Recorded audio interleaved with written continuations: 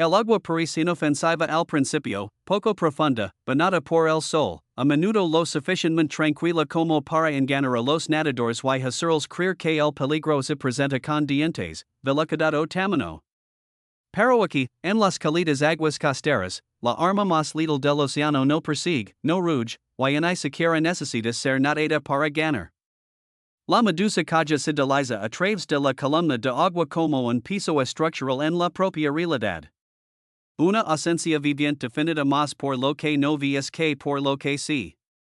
Su campana es casi transparente, refractando la luz lo justo para desaparecer contra la arena ondulante y el resplandor del sol. Sus tentáculos, largos y increíblemente delgados, se arrastran como hilos sueltos en el tejido del mar. No hay coloraciones de advertencia, ni movimientos dramáticos, ni exhibiciones depredadoras. La primera señal de peligro es a menudo la confusión, seguida de un dolor que parece desconectado de cualquier causa visible. Para cuando el cuerpo entiende lo que ha sucedido, el daño ya es sistémico. El poder de este animal comienza con la invisibilidad, pero no la simple invisibilidad del camuflaje. La medusa caja explota la física de la luz bajo el agua, donde el contraste colapsa y los bordes se difuminan. Sus tejidos están compuestos principalmente de agua y el índice de refracción de su cuerpo coincide estrechamente con el del mar circundante. En las brillantes aguas tropicales poco profundas, donde la luz del sol se dispersa en bandas cambiantes y los reflejos fracturan el campo visual, la medusa se vuelve efectivamente imperceptible. Incluso los observadores entrenados luchan por seguir su movimiento. Para un nadador desprevenido, el animal no aparece como un objeto en absoluto. Se presenta como nada hasta que la sensación estalla donde debería haber un espacio vacío. Los tentáculos son la verdadera arma y están diseñados para el contacto sin detección. Cada tentáculo puede extenderse varios metros, pero sigue siendo más delgado que un cordón de zapato que se desplaza con una perturbación mínima en el agua. No se agitan ni azotan a menos que son provocados. Permanecen suspendidos, esperando que algo más se mueva hacia ellos. Esta es la primera ventaja injusta. La medusa no causa de la manera en que suelen hacerlo los depredadores. Establece un alambre biológico y permite que el entorno entregue la presa. Peces, tortugas y humanos se convierten en víctimas.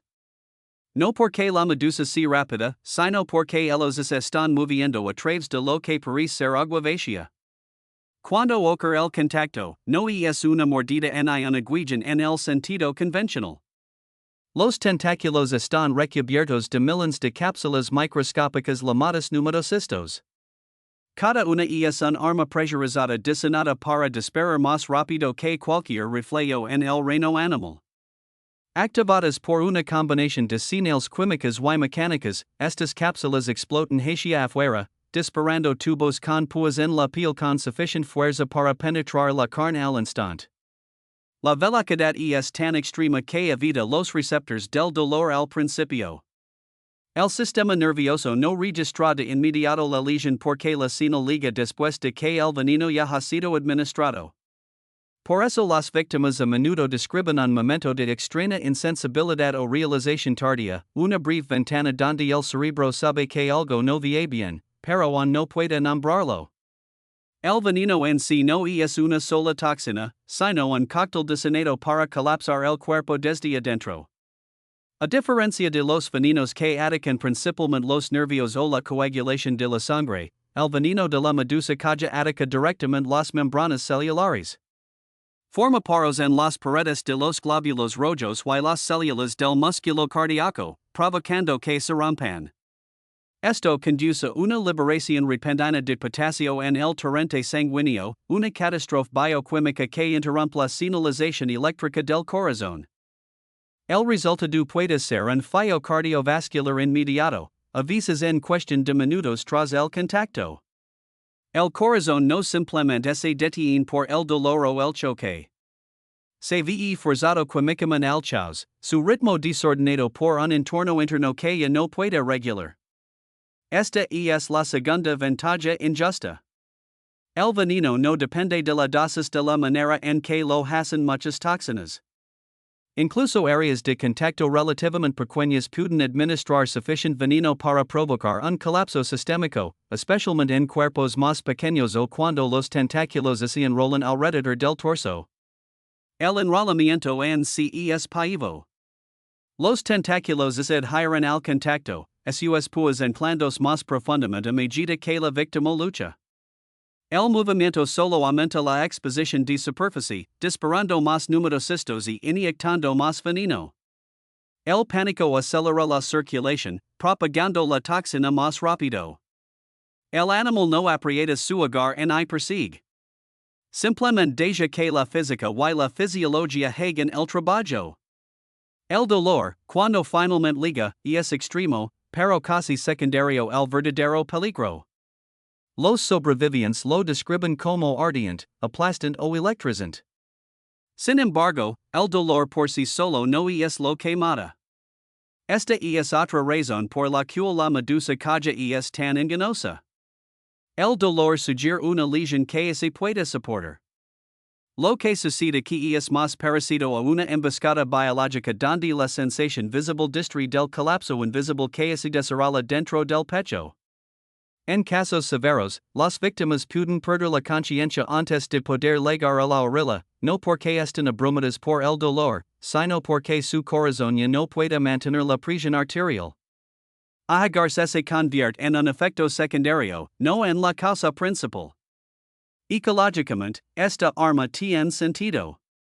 Las medusas cajas son cazadoras activas en comparación con la mayoría de las medusas, capaces de movimiento direccional e incluso de procesamiento visual básico.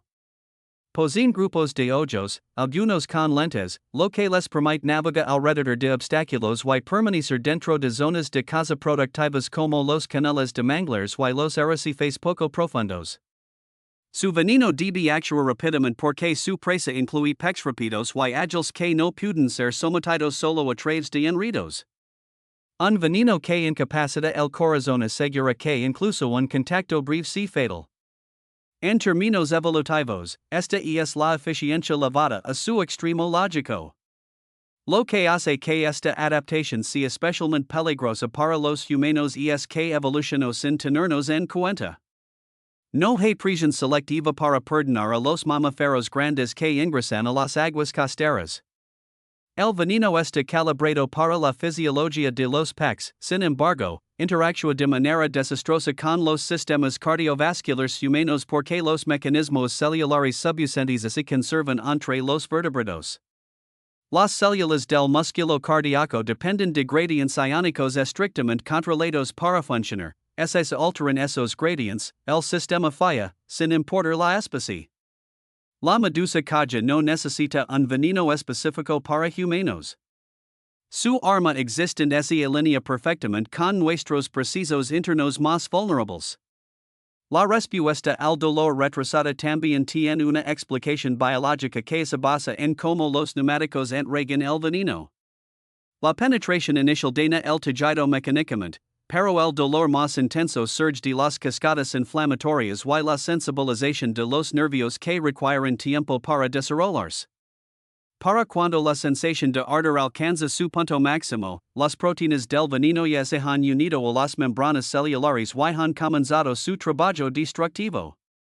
Este retraso crea un cruel desajuste entre la percepción y la realidad.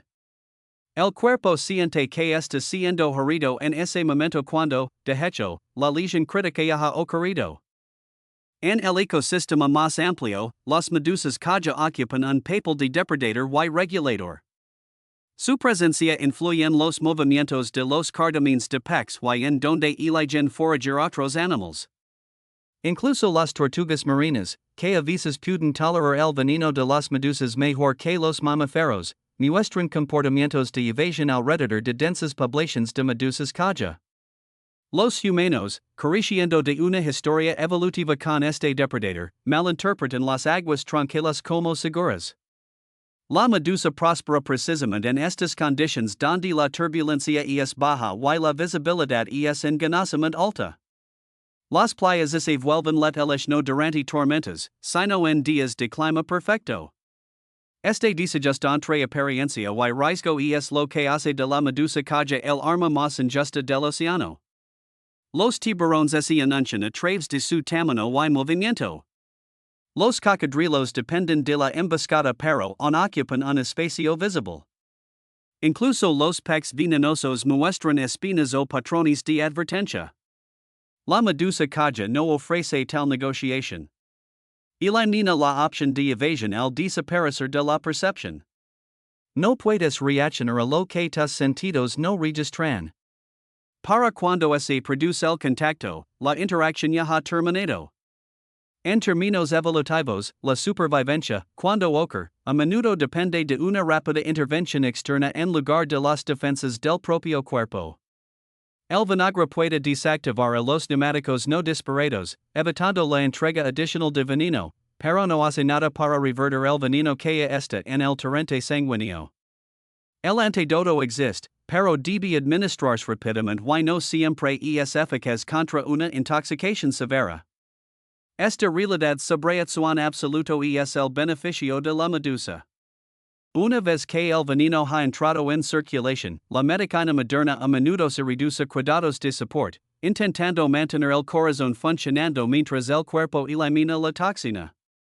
No hay antídoto para las membranas celulares que ya han sido perforadas. Al final, la medusa caja no es aterradora porque se agresiva o monstruosa en apariencia. Es aterradora porque representa una forma de letalidad despejada de dramatismo. Es un depredador que gana al no ser nadado, al permitir que el movimiento ordinario se convierta en un error fatal. Sus tentáculos no te persiguen. Esperan a que legües. Su veneno no amenaza.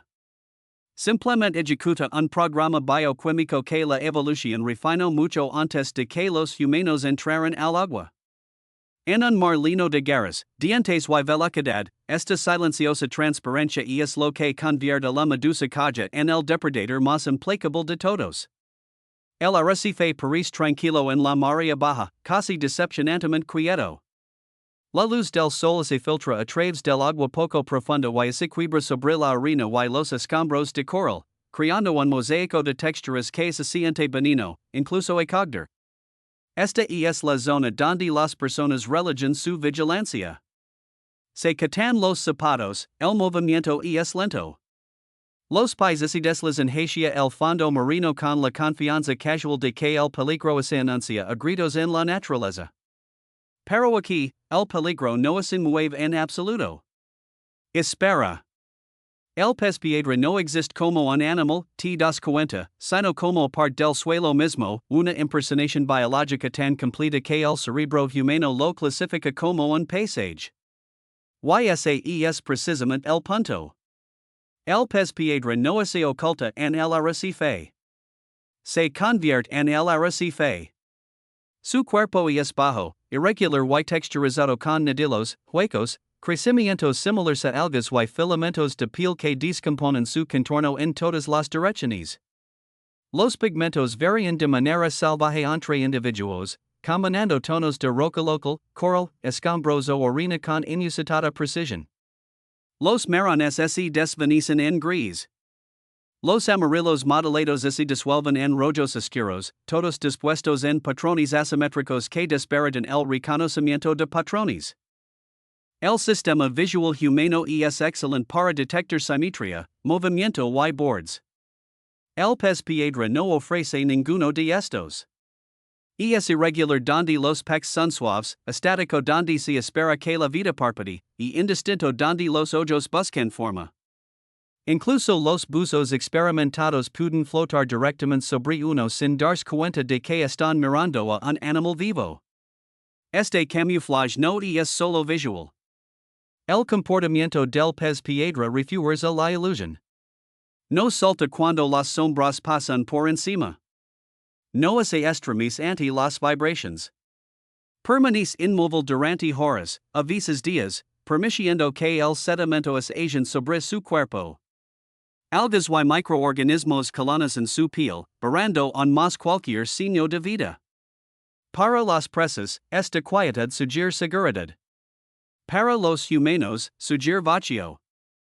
El fondo marino se convierte en algo sobre lo que pisas, no en algo que responde. El momento de contacto es engañosamente ordinario. Un pie desciende, comprendiendo lo que parece roca o coral.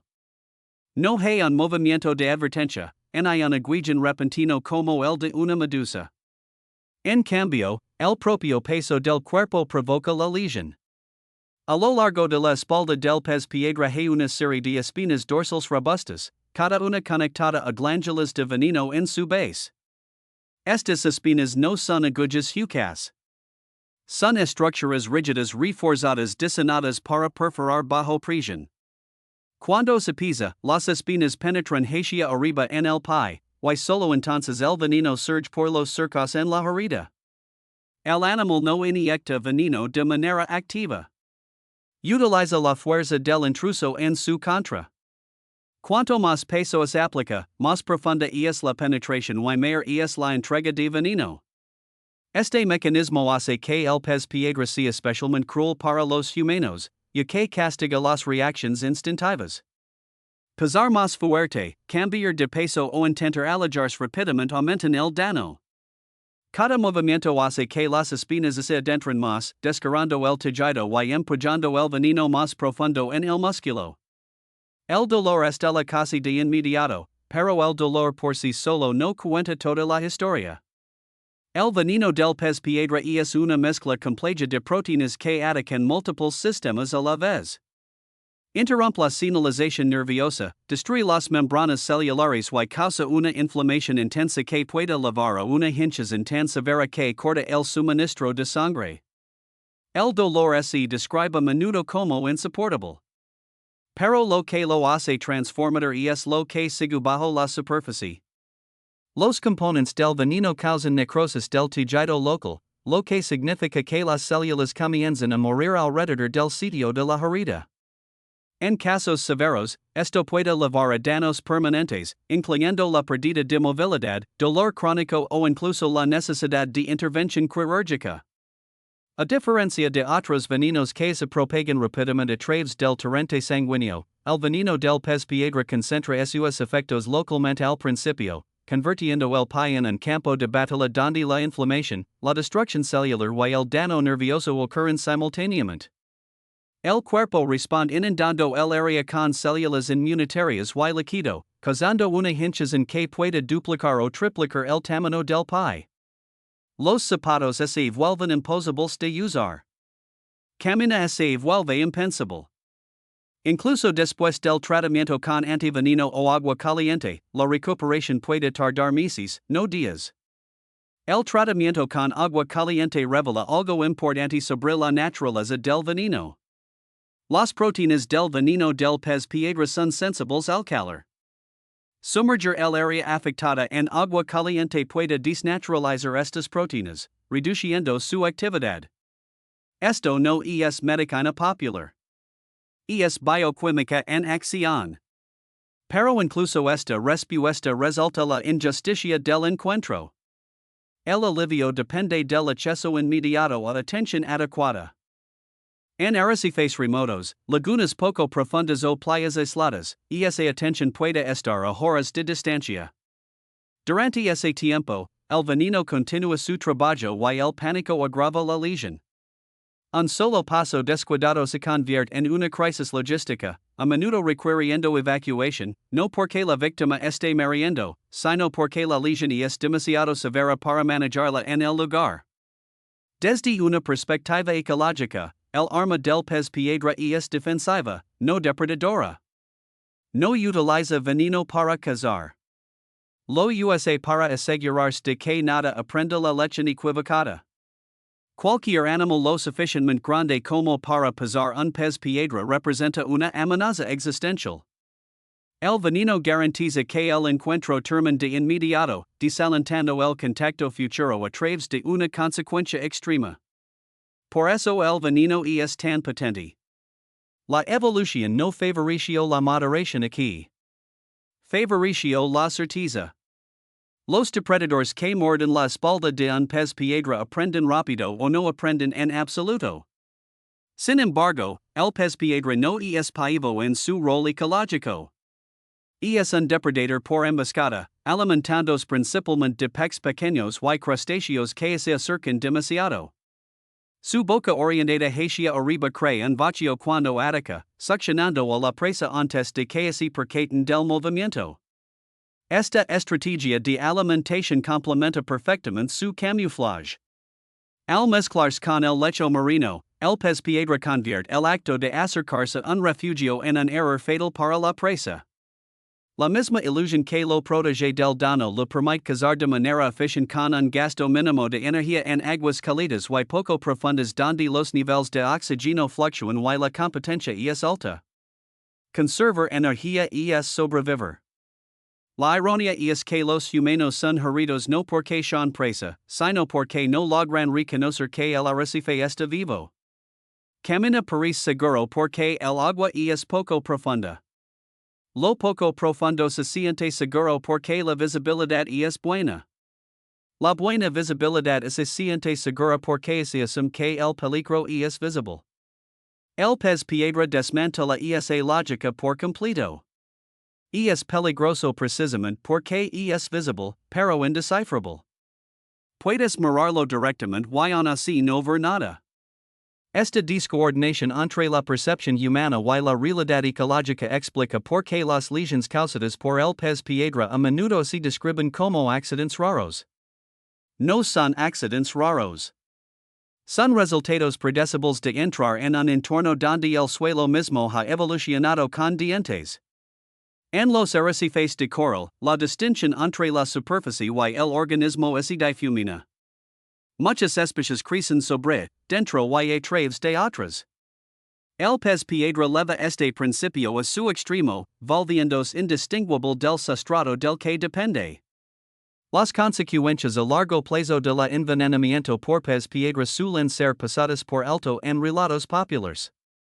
Los sobrevivientes pueden experimentar dolor nervioso persistente, sensibilidad reducida o alteraciones en la marca mucho después de que la lesión inicial haya sanado. El tejido cicatricial puede limitar la flexibilidad. Los efectos psicológicos también son comunes. Las personas que han sido picadas a menudo describen una ansiedad duradera en torno a las aguas poco profundas, una respuesta comprensible cuando la lesión no provino de un ataque, sino de confiar en el suelo que ha debajo de ellas. La naturaleza no les traicionó. Sus suposiciones sí lo hicieron. En el sistema de arrecifes más amplio, el pez piedra serve como un recordatorio de que no todas las defensas son visibles o negociables.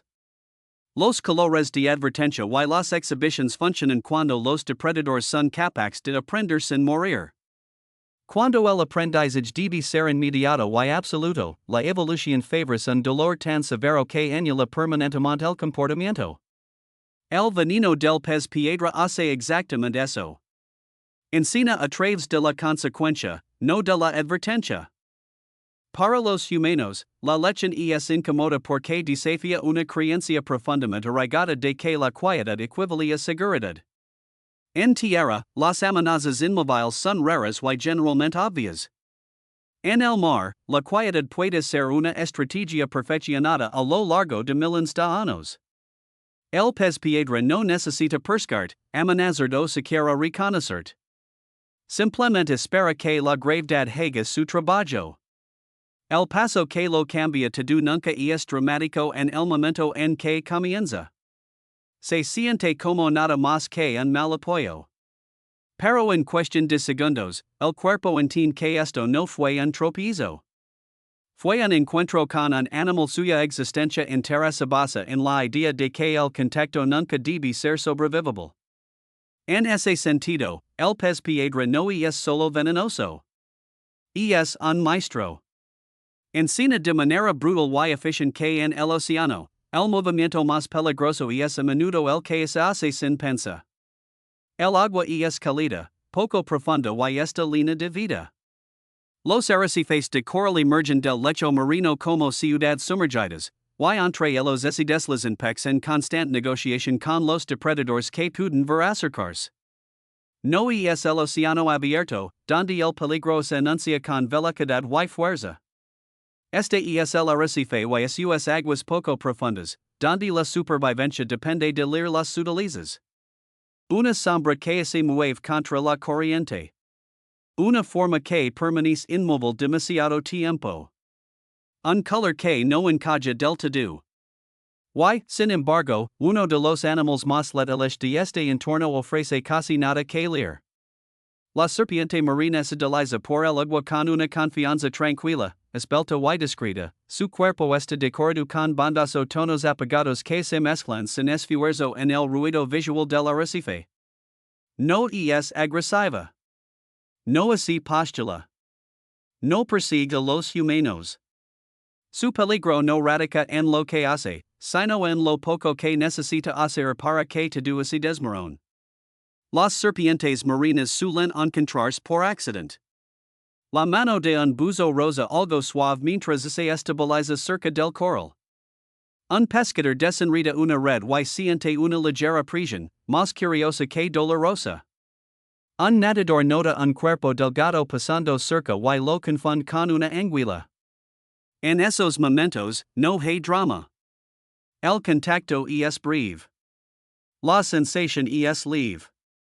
A veces, no hay sensación inmediata en absoluto. Las heridas de punción dejadas por los colmillos de la serpiente marina son pequeñas, a menudo apenas visibles, y en muchos casos no sangran. Aquí es donde se tiende la trampa. Los instintos humanos están sintonizados con el dolor como un sistema de alerta temprana, y aquí el dolor no liga a su debido tiempo. El veneno de las serpientes marinas está entre los más potentes del reino animal, pero sus efectos son sutiles al principio debido a cómo interactúa con el cuerpo. A diferencia de los venenos que causan una quema o hinchazón inmediata, el veneno de la serpiente marina es principalmente neurotóxico y myotóxico. Ataca los nervios y el tejido muscular, interfiriendo con la comunicación a nivel celular. Cuando se inyecta, comienza a circular silenciosamente, uniéndose receptores y perturbando los canales iónicos de los que dependen los músculos para contraerse y relajarse. El preciso es eficiente y devastador, pero no es ruidoso. No hay una agonía instantánea que demanda atención. En su lugar, el cuerpo continúa como si nada significativo hubiera ocurrido, incluso cuando se está sentando la base molecular para el colapso. Esta respuesta retrasada es la ventaja más peligrosa de la serpiente marina. Las víctimas a menudo subestiman el encuentro precisamente porque se siente insignificante. Un pequeño mordisco, una punzada, una sensación tan leve que apenas se registra. Las personas regresan a la orilla, continúan pescando o nadan de vuelta a su bote sin prisa. Horas más tarde, comienzan a aparecer los síntomas. Y para entonces, el veneno ha tenido tiempo de distribuirse por todo el cuerpo. Los músculos empiezan a doler, no de manera aguda, sino profunda, como si fuera una tensión por esfuerzo, aparece rigidez en la mandíbula, la visión se nubla, tragar se vuelve difícil. Estas señales se interpretan fácilmente como deshidratación, fatiga o estrés. La ausencia de una lesión inicial dramática fomenta la negación. Y la negación es lo que transforma una envenenación sobrevivable en una fatal. A medida que el veneno continúa su trabajo, las fibras musculares comienzan a descomponerse, un proceso conocido como rhabdomyolysis. Esto libera myoglobina en el torrente sanguíneo, abrumando los riñones y llevando a una insuficiencia renal si no se trata. Al mismo tiempo, los neurotoxines interrumpen las señales que controlan la respiración. El diafragma se debilita. Los músculos intercostales pierden coordinación. La víctima permanece consciente de que algo está mal, pero incapaz de reunir fuerzas donde más se necesita. La respiración se vuelve superficial, luego irregular. No es el caos de un ataque repentino. Es una asfixia silenciosa que se desarrolla internamente mientras el mundo exterior parece inalterado. La serpiente marina no necesita una gran dosis de veneno para lograr este efecto. Su veneno es altamente concentrado porque evolucionó para inmovilizar peces rápidamente en un agua donde la presa debe ser sometida antes de escapar al arrecife. La fisiología de los peces comparte suficientes similitudes con la fisiología humana como para que las mismas toxinas actúen con una eficiencia aterradora. En términos evolutivos, el veneno está sobrediseñado para los humanos. No necesita ser tan fuerte para disuadirnos. Y es tan fuerte porque cualquier cosa menos no tendría éxito en el competitivo y veloz mundo submarino donde la presa debe ser detenida de inmediato o no ser detenida en absoluto. Ecológicamente, las serpientes marinas son especialistas.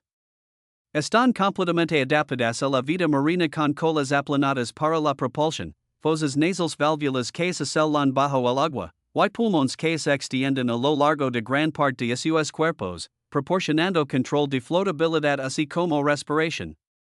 Algunas especies pueden absorber oxígeno directamente a través de su piel, lo que les permite permanecer sumergidas durante periodos prolongados. Estas adaptaciones colocan a las serpientes marinas en contacto cercano y constante con humanos que pescan, bucean y se mojan en las mismas zonas costeras. Sin embargo, las interacciones siguen siendo raras, no porque las serpientes son inofensivas, sino porque no están inclinadas a morder a menos que sean sujetadas o sorprendidas. Cuando ocurre una mordida, a menudo es defensiva y incompleta. Las serpientes marinas tienen colmillos relativamente pequeños y pueden dar una mordida de bajo volumen o incluso una mordida en seco. Esta variabilidad contribuye aún más a la peligrosa complacencia. La gente escucha historias de mordeduras que no leveran a síntomas y asume que su experiencia será la misma. Pero la entrega del veneno no es un evento binario. Es un espectro influenciado por la duración de la mordida, la colocación de los colmillos y la historia reciente de alimentación de la serpiente. La diferencia entre síntomas leves y un fallo sistémico letal puede ser cuestión de milímetros y segundos. Lo que hace que el veneno de las serpientes marinas sea particularmente insidioso es como interrumpe las funciones más básicas del cuerpo sin advertencias dramáticas.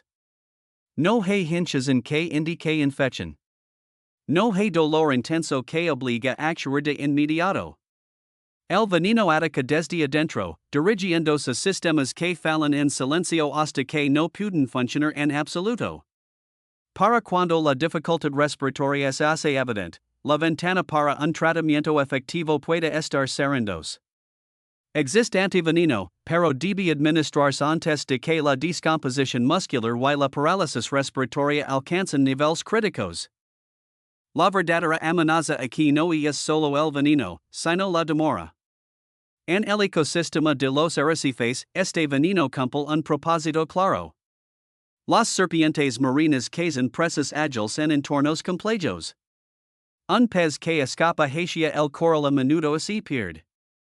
Un veneno que induce una parálisis rápida asegura una captura exitosa con un gasto energético mínimo. La serpiente no necesita constricción ni persecución. Muerde, suelta y espera a que los movimientos de la presa se desaceleren y se detengan. Esta eficiencia permite a las serpientes marinas prosperar en entornos donde la competencia es feroz y las calorías son difíciles de obtener. Los humanos, en cambio, no somos parte de esta ecuación evolutiva. Nuestros cuerpos son más grandes. Nuestro metabolismo es diferente. Pero nuestra vulnerabilidad radica en nuestras suposiciones. Esperamos que el peligro se sienta peligroso. Esperamos que los encuentros letales sean inconfundibles. Las serpientes marinas violan completamente estas expectativas. Provocan una herida potencialmente mortal envuelta en la experiencia sensorial de casi nada. Esta discrepancia entre la percepción y la realidad es la razón por la que ocurren fatalidades incluso entre quienes saben mejor. El conocimiento no ayuda a el cuerpo nunca de la alarma. Hay una irónica quietud en cómo se perciben las serpientes marinas. A menudo se las describe como tímidas, gentiles o incluso curiosas. Y en comportamiento, esto es en gran medida cierto. No persiguen a los humanos, y muchos encuentros terminan sin incidents. Pero esta reputación contribuye al riesgo. La familiaridad engendra desquito. Una serpiente que no amenaza no exige respeto, y el respeto es lo que mantiene la distancia. El veneno no se preocupa por la reputación. Opera únicamente en función de la fisiología. Desde una perspectiva más amplia, las serpientes marinas ejemplifican una categoría de peligro que es cada vez más relevante a medida que los humanos se expanden en los entornos marinos. No todas las amenazas son obvias. No todas las lesiones se anuncian con urgencia. Algunas de las adaptaciones más letales de la naturaleza están diseñadas para funcionar en silencio, de manera eficiente y sin espectáculo. El veneno de la serpiente marina es un recordatorio de que los sistemas de supervivencia evolucionados para un contexto pueden ser catastróficamente efectivos en otro.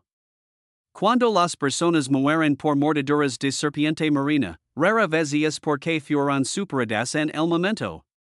Es porque subestimaron lo que ya había sucedido.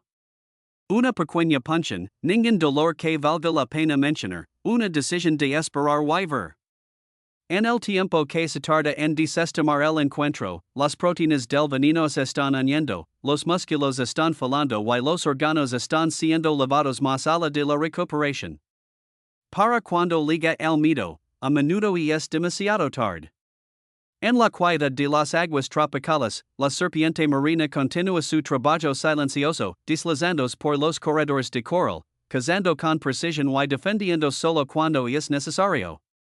No necesita agresión ni intimidación. Su poder radica en la sutileza y el momento. Para los humanos, la lección es dura y incómoda. En el océano, la ausencia de dolor no significa la ausencia de peligro. A veces, significa lo contrario. El agua es lo suficientemente poco profunda como para sentirse familiar.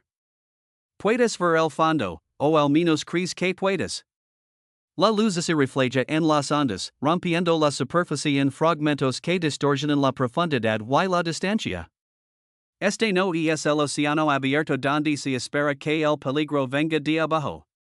Tampoco es tierra firme donde las amenazas se anuncian con sonido y movimiento.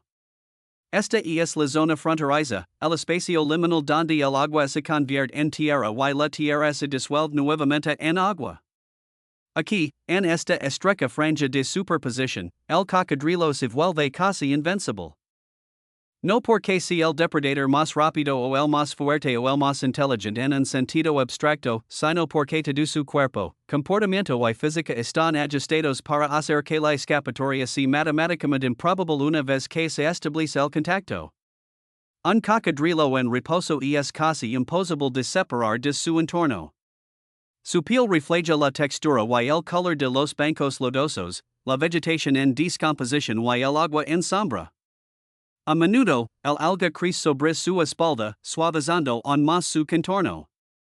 Los ojos y las fosas nasales se sitúan en la parte alta del cráneo, permitiendo al animal respirar y observar mientras el resto del cuerpo permanece sumergido y invisible. Esta postura no es pasiva. Es una posición de vigilancia optimizada durante millones de años para reducir la forma visual mientras maximiza la entrada sensorial. Desde este ángulo, el cocodrilo puede rastrear movimientos en tierra, en el agua y en la frontera entre ambos, todo mientras permanece funcionalmente ausente de la escena. La física del agua poco profunda trabaja a favor del cocodrilo. El sonido viaja de manera diferente aquí. Las vibraciones son amortiguadas por los sedimentos, y la visibilidad se ve comprometida por el deslumbramiento y la refracción. Los animales presa dependen de la detección temprana para sobrevivir, pero en este entorno, la detección se retrasa o se distorsiona. El cocodrilo no necesita echar en el sentido tradicional. Espera donde la presa debe pasar, a menudo a lo largo de puntos de cruz habituales, canales estrechos o bancos de pendiente suave. Estos son lugares donde los animales se desaceleran, bajan la cabeza para beber o comprometen su peso en terrenos inestables. La emboscada del cocodrilo comienza mucho antes de que se mueva. Cuando lo hace, la transición de la quietud a la violencia es casi instantánea. A pesar de su masa, un cocodrilo puede acelerar con una velocidad sorprendente en distancias muy cortas. Esto no es una persecución sostenida. Es una liberación explosiva. Los potentes músculos de la cola impulsan el cuerpo hacia adelante en un repentino salto que puede cubrir varias longitudes del cuerpo en una fracción de segundo. Las mandíbulas se abren ampliamente, no para cerrar de inmediato, sino para engolar. Esta distinción es importante. El objetivo no es morder y solta, sino asegurar un agar que no se puede romper. Las mandíbulas se cierran con una fuerza extraordinaria, pero lo que realmente importa es la forma y la colocación más que la pura potencia. Los dientes de los cocodrilos son cónicos y interconectados, diseñados para sostener en lugar de cortar. Una vez cerradas, las mandíbulas no necesitan triturar huesos para ser efectivas, solo deben evitar la fuga. Los músculos que cierran las mandíbulas son de los más fuertes en el reino animal, mientras que los que las abren son comparativamente débiles. Esta asimetría refleja prioridades evolutivas. El cocodrilo no está diseñado para manipular a su presa con delicadeza. Está construido para acabar con la movilidad al instante. En este punto, las probabilidades de supervivencia se desploman no por un único mecanismo letal, sino porque múltiples sistemas fallan simultáneamente.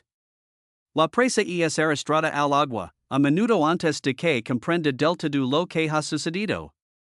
En ambientes poco profundos, el agua no es lo suficientemente profunda para nadar libremente, pero si lo es para desestabilizar el equilibrio.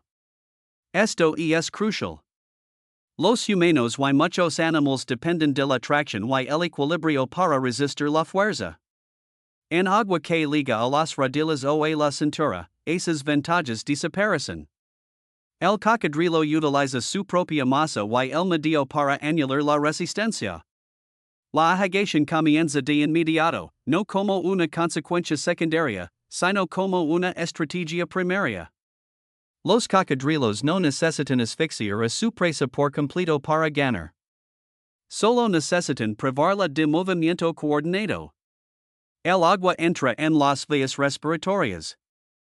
El pánico acelera la respiración y los músculos consumen oxígeno más rápido de lo que puede ser reabastecido. Incluso los nadadores más fuertes pierden efectividad cuando son sorprendidos y restringidos. Mientras tanto, el cocodrilo se siente perfectamente cómodo en este caos. Su ritmo cardíaco puede disminuir dramáticamente, conservando oxígeno.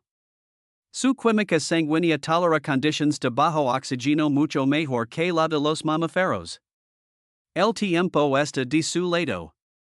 Si la presa continúa resistiendo, el cocodrilo intensifica su ataque. Aquí es donde entra en juego el giro mortal. Una maniobra a menudo malinterpretada como una forma de descargar a la presa. En realidad, el giro mortal es una solución física a un problema mecánico. El cocodrilo carece de la capacidad de masticar. Sus mandíbulas están diseñadas para sostener, no para procesar.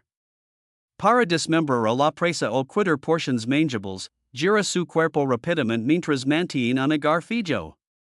Esta rotación genera un par que retuerce extremidades, desgarra tejidos y desorienta completamente a la víctima. Bajo el agua, esta rotación también crea vórtices que desestabilizan aún más a la presa, haciendo imposible la resistencia coordinada. Para los humanos, el giro mortal es casi siempre catastrófico. Las articulaciones humanas no están diseñadas para soportar fuerzas de rotación aplicadas mientras el cuerpo está sumergido y desbalanceado. Las luxaciones, fracturas y lesiones en la columna pueden ocurrir en cuestión de segundos. Incluso si una extremidad es liberada de alguna manera, el daño suele ser tan severo que impide la fuga. El control muscular se ve comprometido, el dolor es abrumador y la privación de oxígeno se acelera. El cuerpo entra en modo de supervivencia, pero el entorno no ofrece palanca, una superficie estable desde donde empujar o tirar. Lo que hace que esta secuencia sea especialmente letal es su rápidamente se desarrolla. Desde el contacto inicial hasta la lesión irreversible puede transcurrir solo un instante. No hay una lucha prolongada. No hay oportunidad de reevaluar o adaptarse. El ataque del cocodrilo comprime toda la interacción depredador-presa en una ventana estrecha donde el tiempo de reacción es irrelevante. La evolución ha eliminado pasos innecesarios. El sigilo asegura la proximidad. La aceleración garantiza la captura. El agua asegura la desorientación. La rotación asegura la incapacitación. Cada componente refuerza a los demás, creando un sistema donde el fracaso en una etapa se compensa con el éxito en otra. Ecológicamente, esta eficiencia es esencial. Los cocodrilos son conservadores de energía. No pueden permitirse cacerías fallidas con frecuencia. Su metabolismo es relativamente lento y las capturas exitosas pueden espaciarse días o semanas. Cuando surge una oportunidad, debe ser decisiva. Esta presión ha moldeado una estrategia de caza que minimiza la incertidumbre. El cocodrilo no persigue. No prueba. Se compromete por completo una vez que se ha cruzado el umbral. Por eso los encuentros se sienten menos como ataques y más como desapariciones repentinas. El entorno de agua poco profunda amplifica esta ventaja. En tierra, la presa tiene tracción y a veces puede maniobrar mejor que un cocodrilo en distancias cortas. En agua profunda, la presa puede tener espacio para nadar o sumergirse de manera impredecible. El agua poco profunda elimina ambas opciones. Es lo suficientemente profunda para cuidar el apoyo, pero lo suficientemente poco profunda para evitar la fuga por la profundidad. El cuerpo del cocodrilo, bajo y alargado, está perfectamente adaptado a este espacio. Puede empujar contra el fondo con sus extremidades mientras usa su cola para propulsión, manteniendo el control en condiciones que frustran a otros grandes depredadores. Los instintos de supervivencia humanos están mal equiparados para este escenario. La gente intenta instintivamente alejarse, agitarse, levantarse. Cada una de estas acciones empeora la situación. Tirar hacia atrás refuerza el agar del cocodrilo. Agitarse acelera el agotamiento y la pérdida de oxígeno. Intentar levantarse en agua inestable desperdicia preciosos segundos y expone el cuerpo a fuerzas de rotación. Incluso estrategias que funcionan contra otros depredadores, como golpear áreas sensibles, son en gran medida ineficaces una vez que las mandíbulas están cerradas y el cuerpo está sumergido. También hay una dimensión psicológica en los ataques de cocodrilos que contribuye a su letalidad. A diferencia de los depredadores que atacan de frente o desde arriba, los cocodrilos a menudo atacan desde abajo o detrás, fuera del campo de visión de la víctima. Esto crea un momento de retraso cognitivo donde el cerebro lucha por identificar la amenaza. Ese retraso, aunque breve, es suficiente para eliminar una respuesta significativa. Para cuando se produce el reconocimiento, la mecánica del ataque está en movimiento. En ecosistemas donde los cocodrilos son depredadores apex, otros animales adaptan su comportamiento en consecuencia. Las especies de presa alteran sus horarios de bebida, eligen bancos más empinados o evitan ciertos cruces por completo. Los pajaros emiten llamadas de alarma cuando los cocodrilos salen a la superficie. Los mamíferos se acercan al agua con cautela, escaneando en busca de señales sutiles como ondulaciones o reflejos en los ojos. Los humanos, al carecer de la experiencia generacional en estos sistemas, a menudo no logran interpretar estas pistas. La ausencia de un peligro visible se interpreta como seguridad cuando, en realidad, puede indicar la presencia de un depredador que ha perfeccionado el arte del camuflaje. El cocodrilo no necesita inteligencia en el sentido humano para dominar este entorno. Su éxito radica en la integración.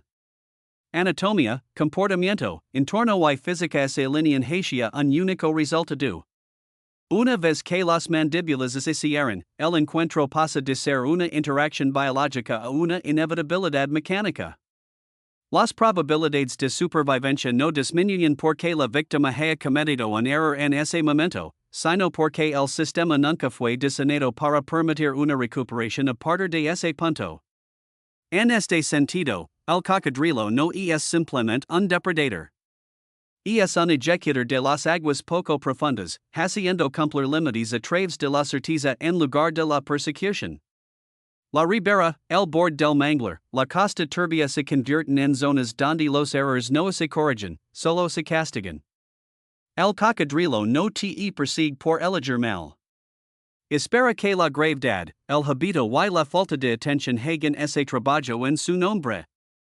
Y una vez que actúa, el entorno mismo se convierte en el arma, serendos alrededor de la víctima con una certeza que deja poco espacio para la supervivencia.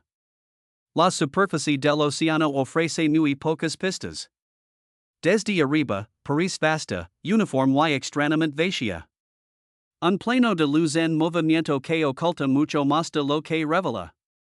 Sin embargo, debajo de esa superficie existe un campo de batalla vertical donde la profundidad, la presión y la biología determinan los resultados mucho antes de que la presa se dé cuenta de que está siendo cazada.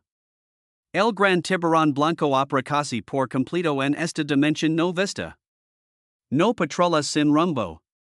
Se posiciona con precisión, aprovechando los ángulos de luz, los gradientes térmicos y las limitaciones de la percepción de la superficie. Cuando llega el momento, la interacción no se prolonga. Se comprime un único acto cuyas consecuencias se despliegan más rápido de lo que el cuerpo puede adaptarse. Los tiburones blancos están diseñados en torno a una función central, causar un daño tisular catastrófico en el menor tiempo posible. Cada aspecto de su anatomía sirve este objetivo. Su cuerpo está construido para explosiones cortas de aceleración en lugar de un crucero de resistencia, con una musculatura densa a lo largo de los flancos y la cola que puede generar un impulso explosivo hacia adelante. Su fisiología interna permite una entrega rápida de oxígeno a los tejidos musculares, apoyando movimientos repentinos y violentos incluso en aguas frías. Este no es un depredador que persigue. Es uno balístico. El ataque no está diseñado para repetirse.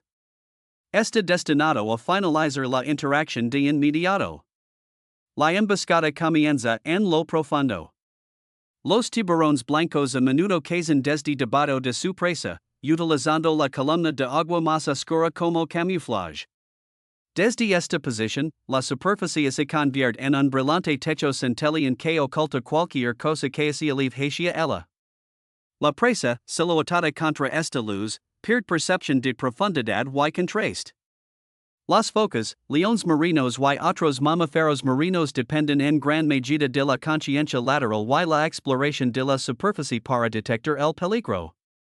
El gran tiburón se aproxima desde un ángulo que elude por completo esas defensas. La ascensión final es rápida y empinada, convirtiendo la energía muscular almacenada en velocidad vertical que puede sacar al tiburón parcialmente del agua. En el momento del contacto, el resultado no se determina por la agresión, sino por la mecánica. Las mandíbulas se abren de par en par, no como una amenaza, sino en preparación para devorar. La fuerza de mordida generada por un tiburón blanco es inmensa, impulsada por potentes músculos mandibulares anclados a una estructura craneal reforzada. Pero la fuerza por sí sola no explica la letalidad. Es la distribución de esa fuerza a través del destino de los dientes lo que importa. Los dientes de los tiburones blancos son grandes, triangulares y aserrados, dispuestos en filas que aseguran un reemplazo continuo. Estas serraciones actúan como sierras biológicas, concentrando la presión a lo largo de bordes finos que cortan limpiamente a través de la piel, la grasa, el músculo y el tejido conectivo. Cuando un tiburón blanco muerde, no perfora. Excisiona. Las mandíbulas se cierran y la cabeza a menudo gira ligeramente, un movimiento sutil que aumenta la fuerza de corte. El tejido no se aplasta tanto como se separa, resultando en heridas que son amplias, profundas y estructuralmente inestables. Los vasos sanguíneos principales a menudo se seccionan de inmediato. En las especias presa, esto leva a una rápida pérdida de sangre y shock. En los humanos, cuyos sistemas circulatorios no están adaptados para soportar tal trauma, el efecto es inmediato y severo. La pérdida de sangre es el principal factor que conduce a la fatalidad, no la infección, no el ahogamiento y no el veneno. El volumen de tejido removido en una sola mordida puede ser extraordinario. Los músculos que normalmente protegen las arterias son despejados, dejando los vasos expuestos o desgarrados. El sistema circulatorio responde bajo la presión arterial en un intento de preservar los órganos centrales, pero la tasa de pérdida abruma los mecanismos compensatorios. La entrega de oxígeno al cerebro disminuye rápidamente. La conciencia se desvanece no por miedo, sino por hipovolemia, un estado en el que simplemente no queda suficiente sangre para mantener la función vital. El shock complica este proceso. El cuerpo reacciona ante un trauma masivo liberando hormonas del estrés que aumentan la frecuencia cardíaca y redirigen el flujo sanguíneo. Esta respuesta, útil en lesiones menores, se vuelve contraproducente aquí. Un corazón más rápido bomba sangre fuera del cuerpo más rápidamente. Los vasos periféricos se contraen, reduciendo la formación de coágulos en el sitio de la herida. La respuesta fisiológica destinada a salvar vidas acelera su pérdida.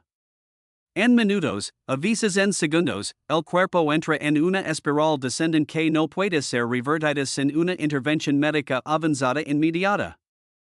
Lo que hace esto especialmente implacable es que el gran tiburón no necesita aferrarse. A diferencia de los cocodrilos o los constrictors, no depende de un contacto sostenido. Una sola mordida es suficiente para hacer que la presa sea inviable. En escenarios de caza natural, el tiburón a menudo suelta tras el primer ataque, permitiendo que la presa se debilite por la pérdida de sangre antes de regresar. Este comportamiento no es misericordia ni vacilación. Es estrategia. La presa herida se vuelve más lenta, menos coordinada y más fácil de rastrear. El gasto de energía se minimiza y el riesgo se reduce. En el contexto de los encuentros humanos, esta estrategia tiene implicaciones devastadoras. El tiburón no necesita continuar la interacción para que sea fatal. El daño infligido en la primera mordida a menudo ya está más allá de la recuperación. Incluso si el tiburón se retira de inmediato, la herida permanece. La supervivencia depende entonces completamente de la proximidad a un rescate y de la rapidez de la respuesta médica. En aguas abiertas, esas condiciones rara vez son favorables. La naturaleza clínica de esta letalidad es lo que la hace particularmente inquietante. No hay una lucha prolongada, ni una escalada de violencia. El evento es breve y decisivo. La biología del tiburón está optimizada para este resultado. Sus sentidos están afinados para detectar señales eléctricas sutiles generadas por las contracciones musculares, lo que le permite localizar a su presa, incluso en condiciones de baja visibilidad. Su sistema de línea lateral capta ondas de presión generadas por el movimiento en la superficie. Su visión se adapta a condiciones de poca luz y su sentido del olfato, aunque a menudo exagerado, contribuye a rastrear a la presa herida una vez que la sangre entra en el agua. La termorregulación también juega un papel. Los tiburones blancos poseen una forma de endoterma regional, lo que les permite mantener temperaturas corporales por encima de las del agua circundante. Esto les otorga una ventaja de rendimiento en entornos más fríos donde la presa puede verse ralentizada por la reducción de la eficiencia muscular. Los músculos cálidos se contraen más rápido y generan más potencia. Esta ventaja térmica apoya la aceleración explosiva requerida para ataques en emboscada y contribuye a la fuerza ejercida en el impacto. Desde una perspectiva evolutiva, esta combinación de rasgos representa una solución a un desafío ecológico específico. Los mamíferos marinos son grandes, rápidos y poderosos. Para cazarlos con éxito, un depredador debe superar no solo sus defensas físicas, sino también su conciencia y comportamientos sociales. Una estrategia baida en la persecución por resistencia fracasaria. Una estrategia baida en la incapacitación inmediata tiene éxito. El tiburón blanco encarna esa solución. La vulnerabilidad humana surge no porque nos asemejemos a la presa natural, sino porque nuestros cuerpos responden al trauma de maneras predecibles. Sangramos. Entramos en shock. Perdemos el conocimiento cuando el suministro de oxígeno disminuye. Estos procesos son universals entre los mamíferos. La mordida del tiburón los explota sin intención en malicia. No nos está atacando como presa. Está aplicando un mecanismo de caza que evolucionó para focusa un cuerpo que no puede tolerar sus efectos. Vale la pena señalar que los tiburones blancos no son asesinos indiscriminados. Los encuentros con humanos son raros en relación con la cantidad de personas que ingresan a su hábitat. Muchas mordidas son exploratorias. El tiburón utiliza su boca como un órgano sensorial para investigar objetos desconocidos. Pero la exploración a esta escala es incompatible con la supervivencia humana. Una mordida de prueba de un animal diseñado para remover grandes secciones de tejido sigue siendo catastrófica. La diferencia entre curiosidad y depredación se vuelve irrelevante a nivel de la lesión. En los ecosistemas donde dominan los tiburones blancos, su presencia moldea el comportamiento en múltiples niveles tróficos. Las focas alteran sus patrones de descanso. Las distribuciones de peces cambian. Incluso las ballenas ajustan sus rutas migratorias. El papel del tiburón no es meramente matar, sino estructurar el ecosistema a través del riesgo. Los humanos que ingresan a estos sistemas lo hacen sin la memoria evolutiva que informa a las especies nativas. Malinterpretamos el agua tranquila como agua segura, y la ausencia de movimiento como ausencia de amenaza. El mito asociado a los tiburones blancos a menudo se centra en su tamaño o reputación. En realidad, su peligro radica en la eficiencia. No necesitan ataques repetidos. No necesitan un compromiso prolongado. Su anatomía está diseñada para terminar las interacciones antes de que la resistencia se vuelva significativa. Por eso las probabilidades de supervivencia disminuyen tan drásticamente una vez que ocurre una mordida. No es porque escapar sea imposible en teoría. Es porque los sistemas corporales fallan demasiado rápido en la práctica. Hay una inevitabilidad casi clínica en este preciso. La fuerza de la mordida daña el tejido. El destino de los dientes amplifica ese daño. La pérdida de sangre desestabiliza la circulación. El shock acelera el fallo. La conciencia se desvanece. Estos no son elementos dramáticos. Son hechos fisiológicos. El tiburón blanco no depende del miedo para ganar. Depende de que la biología haga lo que siempre hace cuando se le empuja más allá de sus límites. Al final, el tiburón blanco sigue siendo lo que siempre ha sido, un depredador apis altamente especializado, perfectamente adaptado a su papel. No busca conflicto. No reconoce la moralidad. Opera dentro de las limitaciones y ventajas de su destino. Cuando los humanos intersectan con ese destino en el momento equivocado, el resultado a menudo se decide antes de que la mente pueda reaccionar. Una mordida es suficiente, no porque el tiburón tenga la intención de matar, sino porque la evolución lo ha hecho devastadoramente bueno en lo que hace. La costa parece engañosamente controlada. Las olas rompen en ritmos predecibles. La arena se desplaza bajo los pies de maneras familiares, y el agua permanece lo suficientemente poco profunda como para sugerir una propiedad compartida entre la tierra y el mar. Esta es la zona que los humanos reclaman con más confianza, un lugar de natación, zancadas, pesca y recreación donde se asume que el peligro está distante, en alta mar, o es lo suficientemente dramático como para ser anticipado. Pero el tiburón tigre no pertenece solo al océano abierto. Es un depredador de límites, perfectamente adaptado a este borde difuso, donde las certezas se disuelve y la curiosidad se vuelve letal. Los tiburones tigre patrolan las costas no como oportunistas, sino como investigadores sistemáticos. Su mundo no está definido por silhouetas claras o patrones fiables. Las aguas cercanas a la costa son turbias, llenas de ruido sensorial. Las nubes de arena reducen la visibilidad. El escurrimiento de los ríos altera la salinidad. El tráfico de barcos crea ondas de presión superpuestas.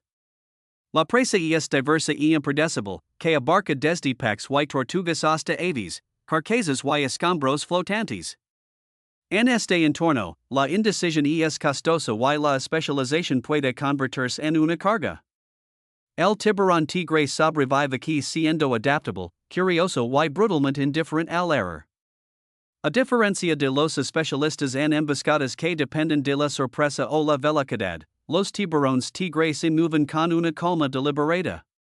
Sus cuerpos son grandes y robustos, diseñados para una navegación constante en lugar de una aceleración explosiva. Se desplazan lentamente, a menudo justo debajo de la superficie. Sus aletas dorsales a veces emergen del agua poco profunda mientras siguen los bordes de los arrecifes, los acantilados y los canales. No es sigilo a través de la invisibilidad, sino a través de lo normal.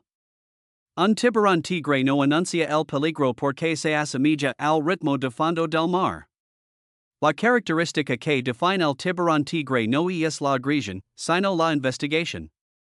Su mundo sensorial es rico pero ambiguo, especialmente cerca de la costa. La visibilidad es limitada, y muchos objetos no se comportan como presas hasta que son perturbados. En lugar de confiar únicamente en la vista, los tiburones tigre utilizan una combinación de olfato, detección por línea lateral, electrorecepción y retroalimentación táctil para evaluar posibles alimentos. Y aquí es donde entran en juego los dientes. Los tiburones tigre investigan con sus bocas porque estas son sus herramientas sensoriales más confiables. Los dientes no son estrechos ni puntiagudos, sino amplios, cerrados y profundamente muescados, con una forma casi similar a la de un abrelatas. Este diseño no es accidental. Permite al tiburón cortar a través de una amplia variedad de materiales, incluyendo hueso, concas, cartílago e incluso desechos no biológicos. Una sola mordida proporciona una retroalimentación inmediata. La textura, la resistencia, la densidad y las pistas químicas se registran de una vez. En términos evolutivos, esto tiene perfecto sentido. En aguas costeras llenas de objetos desconocidos, probar con los dientes es eficiente. Para los humanos, este comportamiento es catastrófico. No porque el tiburón tenga la intención de matar, sino porque el mecanismo de prueba es incompatible con la fisiología humana. Un tiburón tigre no muerde delicadamente. Su mandíbula cierra con una fuerza significativa, y sus dientes están diseñados para remover material de manera limpia. Incluso una mordida breve, que dura una fracción de segundo, puede resultar en una gran pérdida de tejido. Los músculos son cortados en lugar de ser perforados. Los vasos sanguíneos son seccionados en lugar de ser comprimidos. La herida no es exploratoria en su resultado, incluso así lo fue en su intención. La pérdida de sangre comienza de inmediato. Las aguas cercanas a la costa, a menudo cálidas y poco profundas, aceleran la circulación y reducen la eficiencia de la coagulación. El cuerpo responde con shock, redirigiendo la sangre hacia los órganos vitales mientras la frecuencia cardíaca aumenta. Al igual que en los encuentros con tiburones blancos, esta respuesta agrava la hemorragia. Pero aquí hay un factor adicional, la ubicación. Las mordeduras de tiburón tigre suelen ocurrir cerca de la costa en aguas lo suficientemente poco profundas como para que las víctimas intenten estar de pie o camina. El movimiento, el pánico y la resistencia aumentan la hemorragia. La orilla, que parece un lugar seguro, se convierte en un espacio donde la gravedad y el movimiento trabajan en contra de la supervivencia. Los tiburones tigre son particularmente peligrosos debido a su disposición a interactuar con objetos desconocidos. No son alimentadores selectivos. Su contenido estomacal ha incluido desde peces y tortugas hasta aves, crustáceos, basura e incluso desechos no comestibles. Esta dieta generalista no es imprudente. Es una estrategia. Los ecosistemas costeros son variables y a menudo inestables. La disponibilidad de alimentos cambia con las mareas, las estaciones y la actividad humana. Un depredador que se niega a probar nuevas oportunidades se quedará sin comida. El tiburón tigre sobrevive al tratar la incertidumbre como algo que debe resolverse físicamente. El comportamiento cerca de la costa amplifica este riesgo. Los tiburones tigre patrolan frecuentemente áreas donde las presas entran o salen del agua, incluyendo bocas de ríos, estuarios, pozas de arrecifes y playas. Estas zonas son ricas en nutrientes y movimiento. Los peces son regan. Las tortugas migran. Los cadáveres llegan a la orilla. Los humanos nadan, practican surf y pescan. Para los sistemas sensoriales de los tiburones, muchas de estas señales se superponen. Un pez en apuros, un nadador chapoteando y desechos flotantes pueden producir patrones de presión y señales eléctricas similares. La visión por sí sola no puede distinguirlos de manera confiable. Cuando un tiburón tigre se acerca a un objetivo potencial, a menudo lo hace lentamente, girando o pasando cerca. Este comportamiento a veces se interpreta erróneamente como curiosidad o precaución. En realidad, es una recolección de información. El tiburón está mostrando gradientes químicos, cambios de presión y señales eléctricas. Si persiste la incertidumbre, la boca lo resuelve. La mordida no es un ataque en el sentido emocional. Es un punto de decisión. Desafortunadamente, ese punto de decisión conlleva consecuencias que los humanos no pueden sobrevivir. Los dientes en sí mismos están especialmente diseñados para alimentarse en aguas cercanas a la costa. A diferencia de los dientes puntiagudos de los especialistas en peces, los dientes del tiburón tigre son robustos y reforzados con serrations que les permiten atravesar materiales duros. Esto les habilita para cazar tortugas marinas cuyos caparazones requieren una fuerza y capacidad de corte significativas para ser penetrados. La misma adaptación que permite un tiburón tigre desmembrar una tortuga hace que incluso una sola mordida en una extremidad humana sea devastadora. El uso no detiene la mordida. La redirige, a menudo destrozándose bajo la torsión. Una vez que se hace contacto, el tiburón a menudo suelta rápidamente si el objeto no coincide con las señales esperadas de presa. Por eso muchos incidentes se describen como mordidas únicas en lugar de ataques sostenidos. Pero solta no significa sobrevivir. Para cuando la mandíbula se abra, la lesión es grave. Grandes secciones de músculo pueden estar ausentes. Las arterias pueden estar desgarradas. En aguas poco profundas donde la asistencia médica está a minutos en lugar de segundos, la supervivencia depende de un control rápido de la hemorragia y una evacuación inmediata. Aún así, los resultados son inciertos. Desde una perspectiva ecológica, los tiburones tigre desempeñan un papel crítico en la regulación de los ecosistemas costeros. Influyen en el comportamiento de las tortugas, los delfines y otros grandes herbívoros, modelando praderas de pastos marinos y la salud de los arrecifes. Su presencia altera donde se alimentan y descansan los animales, previniendo el sobrepastorio y manteniendo el equilibrio. Este papel requiere que sean móviles, flexibles y dispuestos a provocar una amplia variedad de presas. Las mismas características que los hacen valiosos desde el punto de vista ecológico los convierten en un peligro para los humanos. También existe un componente estacional en el comportamiento del tiburón tigre que se cruza con la actividad humana. En muchas regiones, los tiburones tigre se acercan a la costa durante los meses más cálidos, siguiendo las migraciones de presas o cambios en la temperatura del agua. Estos son los mismos periodos en que aumenta la actividad costera de los humanos. Las playas se llenan de personas. La pesca se intensifica. La coincidencia no es casualidad. Es una convergencia impulsada por señales ambientales compartidas. La regulación térmica también juega un papel.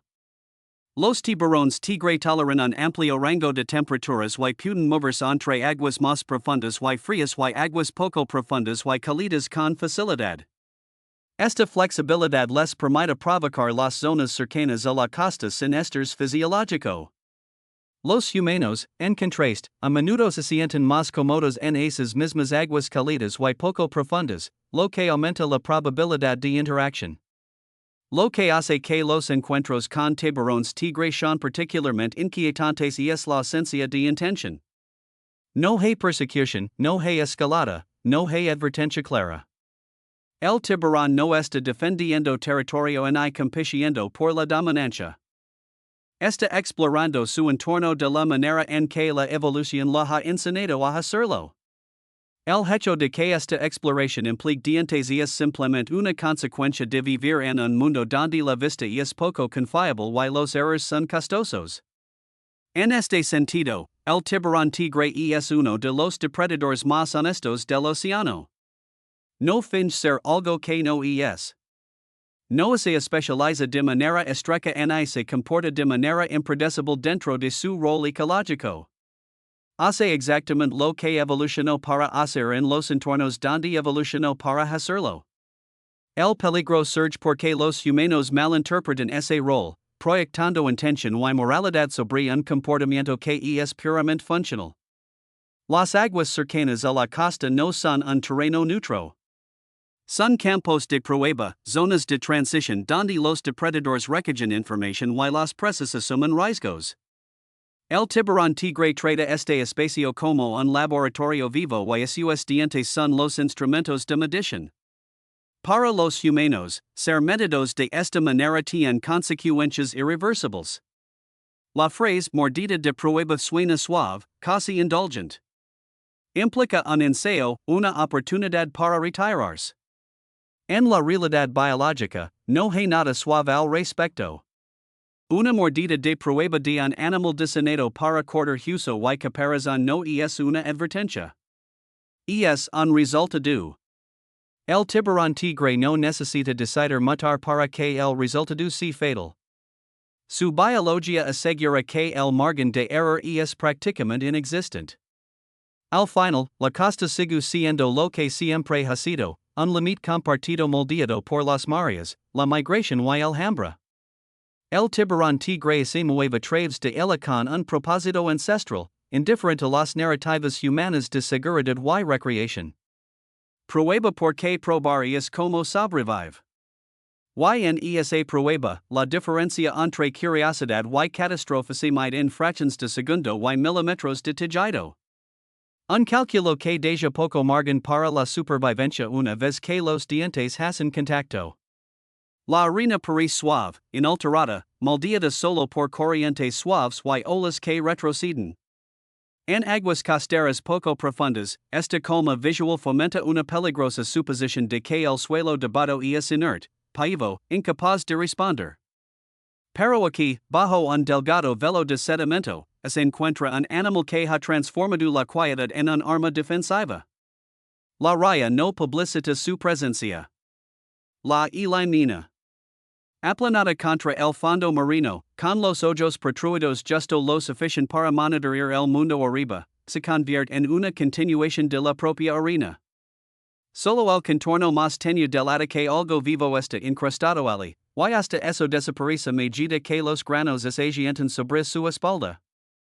Las rayas han evolucionado para vivir en el fondo, donde la supervivencia depende de evitar la atención en lugar de afirmar dominancia. Sus cuerpos son amplios y en forma de disco, optimizados para abrazar el sustrato y provocar el camuflaje en lugar de la velocidad.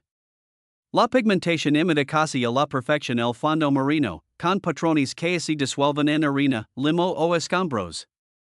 Sus branquias extraen agua del fondo y la expulsan a través de aberturas en la parte superior, lo que les permite respirar mientras están enteradas.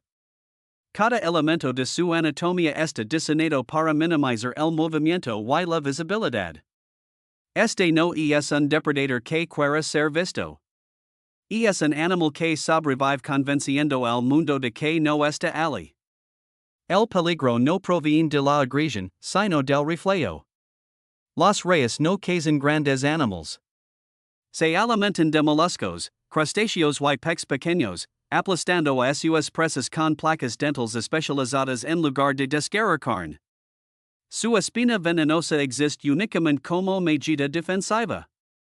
Un último recurso para disuadir cuando la fuga no es posible.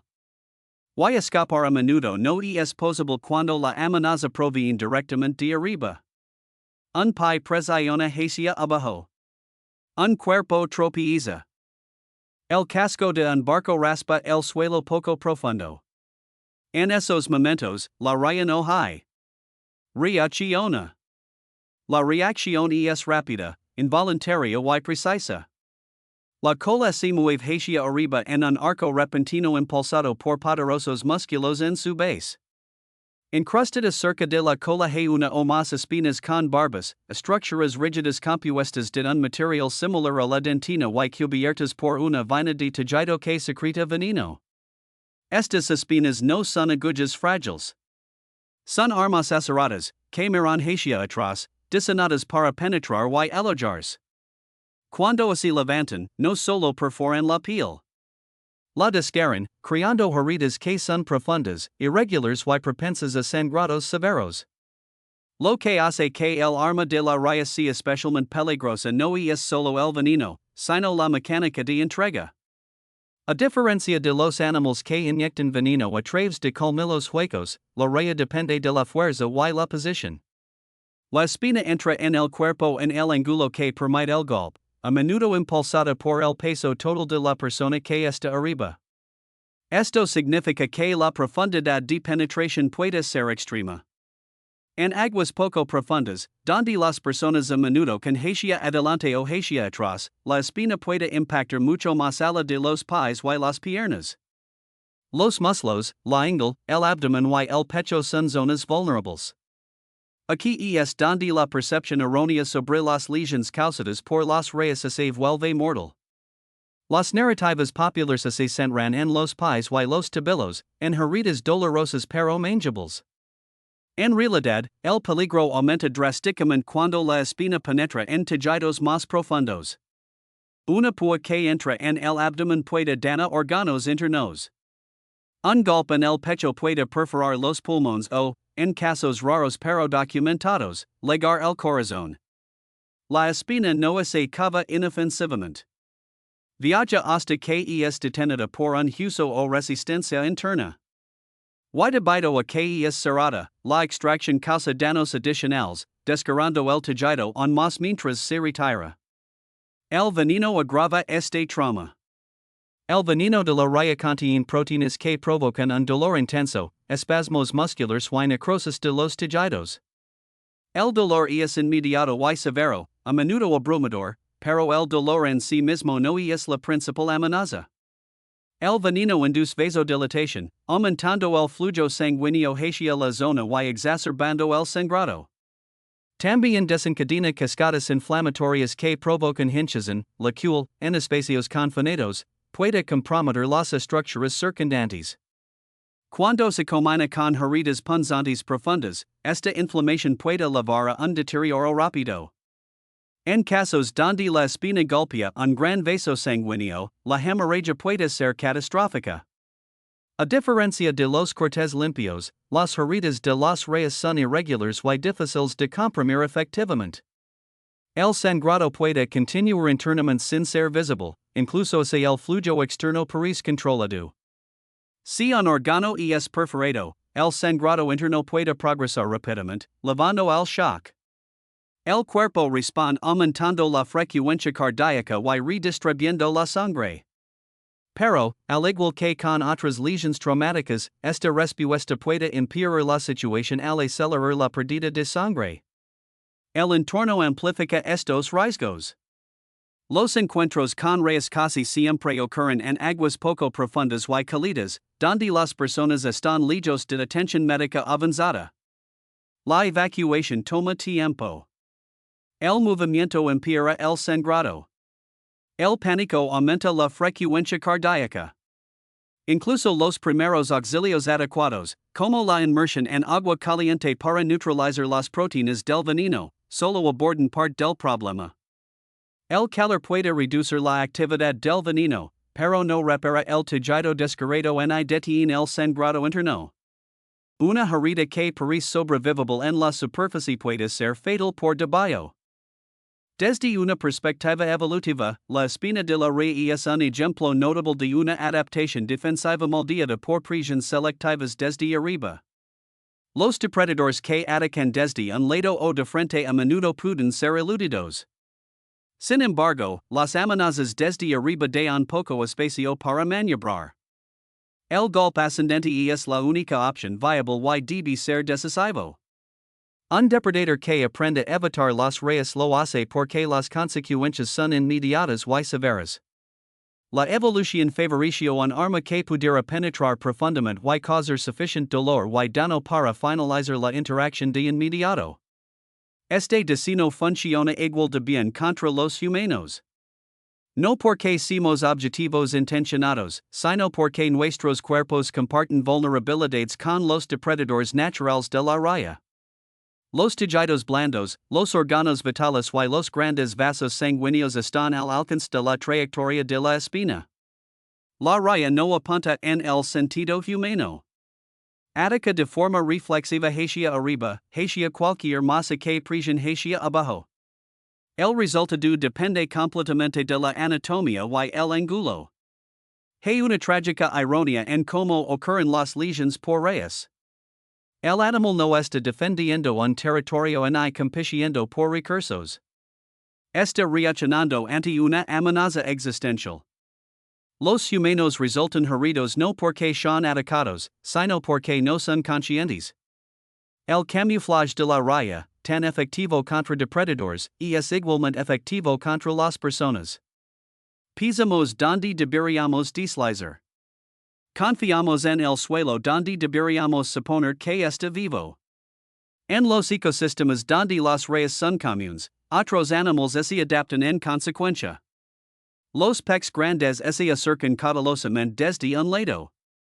Los tiburones voltean a las rayas para neutralizar la espina antes de atacar.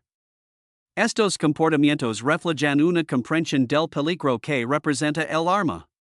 Los humanos carecemos de este conocimiento heredado. Nuestro aprendizaje proviene de la experiencia, y la experiencia en este caso es implacable. El potencial fatal de las lesiones por rayas a menudo se subestima porque las muertes son raras en relación con los encuentros. Pero la rareza no implica seguridad. Refleja probabilidades, no severidad. Cuando la espina golpea un área no crítica, la supervivencia es probable. Cuando golpea el lugar equivocado, los resultados cambian instantáneamente. Un pulmón perforado puede colapsar en minutos. Un corazón perforado conduce a un rápido taponamiento cardíaco. El sangrado interno puede abrumar el sistema circulatorio antes de que llegue la ayuda. Estas no son escenas exageradas. Son realidades documentadas. Las rayas no persiguen, están en casos humanos. No buscan confrontación. Su peligro radica completamente en la geometría y el reflejo. Un paso en falso, una queda incorrecta, un ángulo equivocado, y un animal que nunca pretendió hacer daño se vuelve letal. Esto hace que las rayas sean singularmente inquietantes. No hay escalada, no hay despliegue de advertencia, no hay comportamiento agresivo del que retirarse. La lesión ocurre en el momento del contacto, antes de que el cerebro tenga tiempo de interpretar la situación. Comprender esto cambia nuestra percepción de los ambientes de aguas poco profundas. El lecho marino no es neutral. Es una superficie viva ocupada por organismos que han evolucionado para defenderse de fuerzas mucho más grandes que nosotros. La espina de la raya no es una animalia. Es una solución refinada a lo largo de miles de años para un problema ecológico específico. Esa solución se vuelve peligrosa para los humanos solo porque no reconocemos el problema que fue diseñada para resolver. La lección aquí no es el miedo, sino el respeto por la complejidad oculta. En el océano, el peligro no siempre se mueve hacia ti. A veces espera bajo tus pies, perfectamente quieto, confiando en tu peso para activar su defensa. La raya no necesita velocidad, ni fuerza, ni agresión. Solo necesita ser pisada. Y cuando la espina se eleva, impulsada por el reflejo y la fuerza, la línea entre una lesión dolorosa y una fatalidad no en intención, sino en centímetros de tejido y fracciones de segundo. El arrecife brilla con colores, y entre sus habitantes más llamativos se encuentra un pez que parece casi ornamental, como si hubiera sido diseñado para ser admirado en lugar de temido. Sus largas aletas plumosas se irradian hacia afuera como una explosión en cámara lenta, rayadas en contrastes audaces que parecen casi artificiales contra el coral y el agua azul. El pez león no se esconde. Se exhibe. Se mueve de manera deliberada, sin prisa, confiado en el conocimiento de que muy poco en este entorno se atreve a desafiarlo. Esta confianza no es un feral. Se sostiene sobre un sistema de defensa que convierte la belleza en una advertencia que la mayoría de las personas no logra reconocer hasta que es demasiado tarde. El pez león evolucionó en el Indo-Pacífico, donde los ecosistemas de arrecifes son densos, competitivos y implacables. La supervivencia le favorece a los animales que pueden disuadir a los depredadores sin necesidad de una huida constante. Y el pez león logra esto a través de una combinación de señales visuales y veneno. Las espinas dorsales, pélvicas y anales extendidas no son decorativas. Cada una es rígida, afilada y está conectada a glándulas de veneno en su base. Cuando se siente amenazado o es manipulado de manera imprudente, estas espinas entregan veneno a través de una punción en lugar de una inyección, confiando en la fuerza y el contacto en lugar de en un movimiento activo. Esta distinción es importante porque moldea como y cuando las personas resultan heridas. En el agua, los peces león parecen tranquilos, incluso indiferentes a los buzos o pescadores con arpón que se acercan. No se lanzan como muchos peces de arrecife. Flotan, giran lentamente y, a veces, incluso enfrentan la amenaza percibida de frente, abriendo sus aletas en más. Para un ojo inexperto, esto puede parecer curiosidad o docilidad. En realidad, es una postura defensiva que maximiza el área cubierta por espinas venenosas. Cualquier intento de agarrar, acorralar o pesca al pez arriesga el contacto directo con esas espinas, especialmente cuando el animal se retorce reflexivamente en el último momento. La mayoría de las picaduras de pez león no ocurren a nadadores descuidados que pasan cerca de los arrecifes. Ocurren a personas que creen estar en control. Buzos que retiran pez león como parte de los esfuerzos de control de población. Pescadores con arpón que intentan despacharlos o atraparlos. Pescadores que los levantan de redes o líneas. La lesión no ocurre durante la caza, sino durante la manipulación, cuando la atención se desplaza de la evasión a la contención. Un desliz momentáneo en la posición. Una mano colocada demasiado cerca de la aleta dorsal, un pez que se retorce inesperadamente, y las espinas encuentran la carne. La punción en sí misma es a menudo engañosamente pequeña. Una sola espina entra en la piel limpiamente, dejando poco daño externo, pero en cuestión de segundos, el dolor se expande con una intensidad notable. El veneno del pez león es una mezcla compleja de proteínas que afectan a las terminaciones nerviosas y a los vasos sanguíneos, desencadenando inflamación inmediata. El dolor es agudo, ardiente y persistent, a menudo irradiándose a lo largo de la extremidad en lugar de permanecer localizado. A diferencia de las lesiones mecánicas, este dolor no disminuye con el descanso. Se intensifica a medida que el veneno se propaga a través del tejido circundante. La hinchazón sigue rápidamente. Los vasos sanguíneos se dilatan y el líquido inunda el área, provocando un rápido aumento que puede restringir el movimiento y comprimir los nervios. Los dedos se entumecen, las articulaciones se bloquean. En casos severos, la hinchazón puede extenderse mucho más allá de la herida original, afectando manos, brazos o pies enteros. Esta respuesta inflamatoria no es accidental. Es parte de la estrategia defensiva del veneno, diseñado para hacer que el depredador o el manipulador suelten inmediatamente al pez y recuerden vividamente el encuentro. Aunque el veneno del pez león rara vez es fatal por sí solo, las complicaciones secundarias son donde surge el verdadero peligro. La herida de punción creada por la espina es profunda y estrecha, un entorno ideal para las bacterias. Los ambientes de arrecife son ricos en microorganismos, muchos de los cuales son patógenos oportunistas. Si la herida no es limpia y monitorea adecuadamente, la infección puede establecerse rápidamente. En condiciones tropicales, esto puede progresar a celulitis, formación de abscesos o incluso infección sistémica. También existe el riesgo de fragmentos de espinas retenidos. Las espinas del pez león pueden romperse durante la penetración, dejando piezas incrustadas en el tejido. Estos fragmentos siguen liberando veneno y actúan como cuerpos extraños, prolongando la inflamación y aumentando el riesgo de infección. La extracción a menudo requiere intervención médica, especialmente si los fragmentos se alojan cerca de articulaciones o tendons. Lo que comenzó como una sola punción puede escalar a un problema médico prolongado que requiere antibióticos, limpieza quirúrgica y semanas de recuperación. El dolor en sí mismo tiene consecuencias fisiológicas.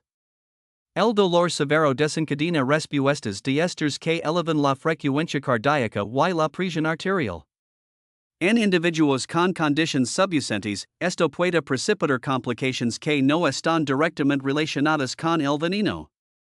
Mareos, náuseas y desmayos no son infrecuentes, especialmente cuando las picaduras ocurren bajo el agua o lejos de la asistencia inmediata. El pánico empeora los resultados, llevando a decisiones equivocadas, ascensos rápidos o lesiones adicionales. Desde una perspectiva ecológica, la defensa venenosa del pez león apoya un estilo de vida audaz. Los peces león son cazadores activos, utilizando sus aletas para acorralar pequeños peces y crustáceos en rincones antes de atacar con un rápido movimiento de succión. Su veneno les permite cazar abiertamente durante las horas del día sin el miedo constante a ser depredados. Esta confianza se vuelve especialmente problemática en ecosistemas donde el pez león es invasivo, como en el Atlántico y el Caribe, donde las especies nativas carecen de experiencia evolutiva con sus defensas. En estos sistemas invadidos, las poblaciones de pez león pueden explotar, depredando en gran medida a los peces juveniles y alterando el equilibrio del arrecife. Los humanos intervienen como depredadores de facto, intentando controlar los números a través de la pesca con arpón y la recolección. Irónicamente, este esfuerzo de conservación aumenta el número de interacciones entre humanos y peces león y, con ello, el número de picaduras. El pez que evoluciona para disuadir a los depredadores se vuelve más peligroso cuando los humanos asumen que la familiaridad reduce el riesgo. Existen protocolos de manejo por una razón. Los buzos experimentados utilizan guantes resistentes a punciones, contenedores especializados y herramientas que minimizan el contacto directo. Pero incluso con precauciones, los accidentes ocurren. Las espinas del pez león son largas, flexibles y capaces de atravesar materiales protectores delgados. Una espina que roza una superficie puede desviarse hacia otra, atrapando dedos o muñecas de manera inesperada. El pez no necesita atacar intencionadamente, un movimiento reflejo es suficiente. Se suele recomendar la inmersión en agua caliente para las picaduras de pez león, ya que el calor puede desnaturalizar las proteínas del veneno y reducir el dolor. Este tratamiento a menudo proporciona un alivio significativo, pero no es una cura. No revierte el daño tisular ni previene la infección. La reducción del dolor puede crear una falsa sensación de resolución, animando a las personas a ignorar heridas que todavía requieren atención médica. Las complicaciones secundarias suelen surgir días después, cuando la hinchazón disminuye lo suficiente como para revelar rigidez, entumecimiento o signos de infección. La ironía del pez león radica en su apariencia. Su belleza invita a la proximidad. Sus movimientos lentos sugieren seguridad. Su papel en las narrativas de conservación fomenta el manejo. Cada uno de estos factores aumenta el riesgo. A diferencia de los animales que señalan peligro a través de la agresión o la velocidad, el pez león señala peligro a través de su elegancia, un lenguaje que los humanos estamos poco equipados para interpretar como advertencia. En los arrecifes naturales donde el pez león evolucionó, los depredadores aprendieron a evitarlo a través de pruebas dolorosas. Tiburones, miros y otros peces grandes reconocen la silueta y la coloración como algo que no vale la pena poner a prueba. Los humanos, careciendo de esta memoria evolutiva, se acercan con curiosidad en lugar de con precaución. Admiramos primero, evaluamos después, y esa secuencia importa cuando hay veneno de por medio. El pez león no persigue, embosca ni ataca a los humanos. Su veneno existe únicamente para crear un refuerzo negativo inmediato. El hecho de que funcione de manera tan confiable habla de su éxito evolutivo. El dolor no es incidental aquí, es el mensaje. La rápida hinchazón, la pérdida de función y el malestar prolongado aseguran que la lección se recordada. Comprender las lesiones del pez león requiere ir más allá de la idea del peligro como algo dramático o violento. El riesgo aquí es procedimental. Surge durante acciones rutinarias, momentos de confianza y esfuerzos bien intencionados. Es un recordatorio de que incluso los animales no agresivos pueden ser peligrosos cuando sus defensas se cruzan con el comportamiento humano. En el arrecife, la belleza a menudo cumple un propósito más allá de la estética. En el caso del pez león, es parte de una estrategia defensiva que cambia la sutileza por claridad, pero solo para aquellos que saben cómo leerla. Para todos los demás, el pez parece invitante, controlable, casi benigno. La picadura liga no como un castigo, sino como una corrección, un recordatorio agudo de que en el océano, la elegancia y el peligro son a menudo la misma cosa, usando diferentes máscaras. Al final, el pez león encarna un tipo específico de amenaza, una que prospera en contacto cercano con los humanos precisamente porque no parece amenazante. Su veneno rara vez mata de inmediato, pero puede cambiar el caso de una inmersión, un viaje o una vida a través del dolor, la lesión y las complicaciones. Encina precaución no a través de la persecución o el dominio, sino a través de las consecuencias. Y lo hace de manera hermosa, flotando por los arrecifes con las espinas extendidas, un paradoja viviente que convierte la admiración en lesión en el momento en que el respeto cede ante la imprudencia. La pared del arrecife parece salida desde la distancia, un mosaico de cabezas de coral, esponjas y sombras centralizadas por el tiempo y la corriente. Pero a medida que te acercas, la ilusión de solidez se desmorona. El arrecife está hueco, lleno de túneles, grietas y bolsillos donde el agua se ralentiza y la luz se desvanece. Estos espacios no están vacíos. Están ocupados por animales que han construido toda su estrategia de supervivencia alrededor del confinamiento. Entre ellos, la anguila marina reina como una de las amenazas más malentendidas y subestimadas en los arrecifes de poca profundidad y de medio fondo. Una anguila marina rara vez presenta su cuerpo completo. Lo que ves es una cabeza que sobresale de una hendidura, mandíbulas abriéndose y cerrándose rítmicamente mientras el agua pasa sobre sus branquias. Para los observadores inexpertos, esto parece agresión, una exhibición de amenaza congelada en su lugar. En realidad, es respiración.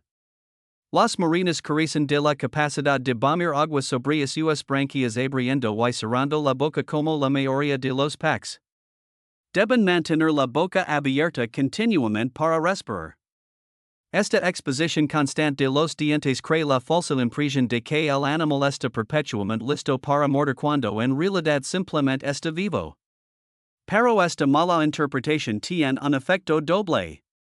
Debido a que la morena no se lanza ni persigue, las personas confunden la inmovilidad con seguridad.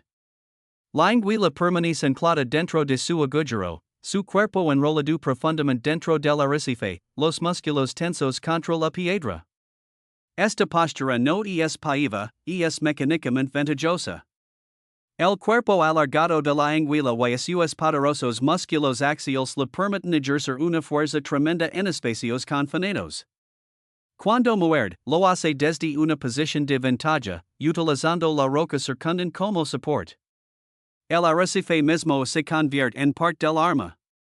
Las anguilas marinas son depredadores de emboscada, alimentándose principalmente de peces, pulpos y crustáceos que pasan demasiado cerca de sus refugios. Su mundo sensorial está dominado por el olfato en lugar de la vista. Las señales olfativas guían la mayoría de las decisiones de caza, razón por la cual alimentar a las marinas a mano es un error tan peligroso. La anguila no ve una mano humana como una mano. Registra el movimiento, las señales químicas y la proximidad. Si antes se ha introducido comida en esta ecuación, la anguila aprende a asociar las manos con la presa. La próxima vez que una mano entre en el campo de visión, la distinción se colapsa.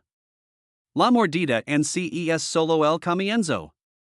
Los dientes de la anguila marina son largos, afilados y curvados, diseñados para sujetar presas resbaladizas y evitar su escape.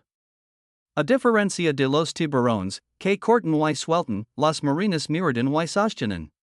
Una vez que se produce una mordida, la anguila no sacude violentamente ni rasca lateralmente. Se mantiene en su lugar. Aquí es donde entra en juego la segunda mandíbula, una característica biológica tan inusual que todavía sorprende a quienes estudian la anatomía vertebral. Oculta dentro de la garganta de la anguila marina hay un conjunto de mandíbulas faringeas derivadas de arcos branquiales y modificadas en un aparato de agar secundario. Cuando las mandíbulas externas atrapan a su presa, estas mandíbulas internas se lanzan hacia adelante, extendiéndose hacia la boca para agarrar a la presa y llevarla más adentro de la garganta. Este mecanismo compensa la falta de succión de la anguila, permitiendo tragar a su presa de manera efectiva en espacios reducidos. En situaciones de caza, este sistema es elegante y eficiente. Sin embargo, en las mordeduras defensivas sobre los humanos, resulta devastador. Una vez que las mandíbulas fingiales se engancan, es poco probable que se liberen. La anguila ya no depende únicamente de la fuerza de su mordida en la boca. Se ancla internamente, tirando hacia adentro mientras las mandíbulas externas manchan en el agar. Intentar alejarse aumenta el daño. Los dientes penetran más profundamente. La carne se desgarra. La anguila, al sentir resistencia, se aprieta en lugar de aflojarse. Por eso, las mordeduras de marinas a menudo resultan en heridas profundas en lugar de cortes superficiales. La lesión no es un simple mordisco. Es un agar. El entorno magnifica este peligro. Las marinas viven en agujeros por una razón.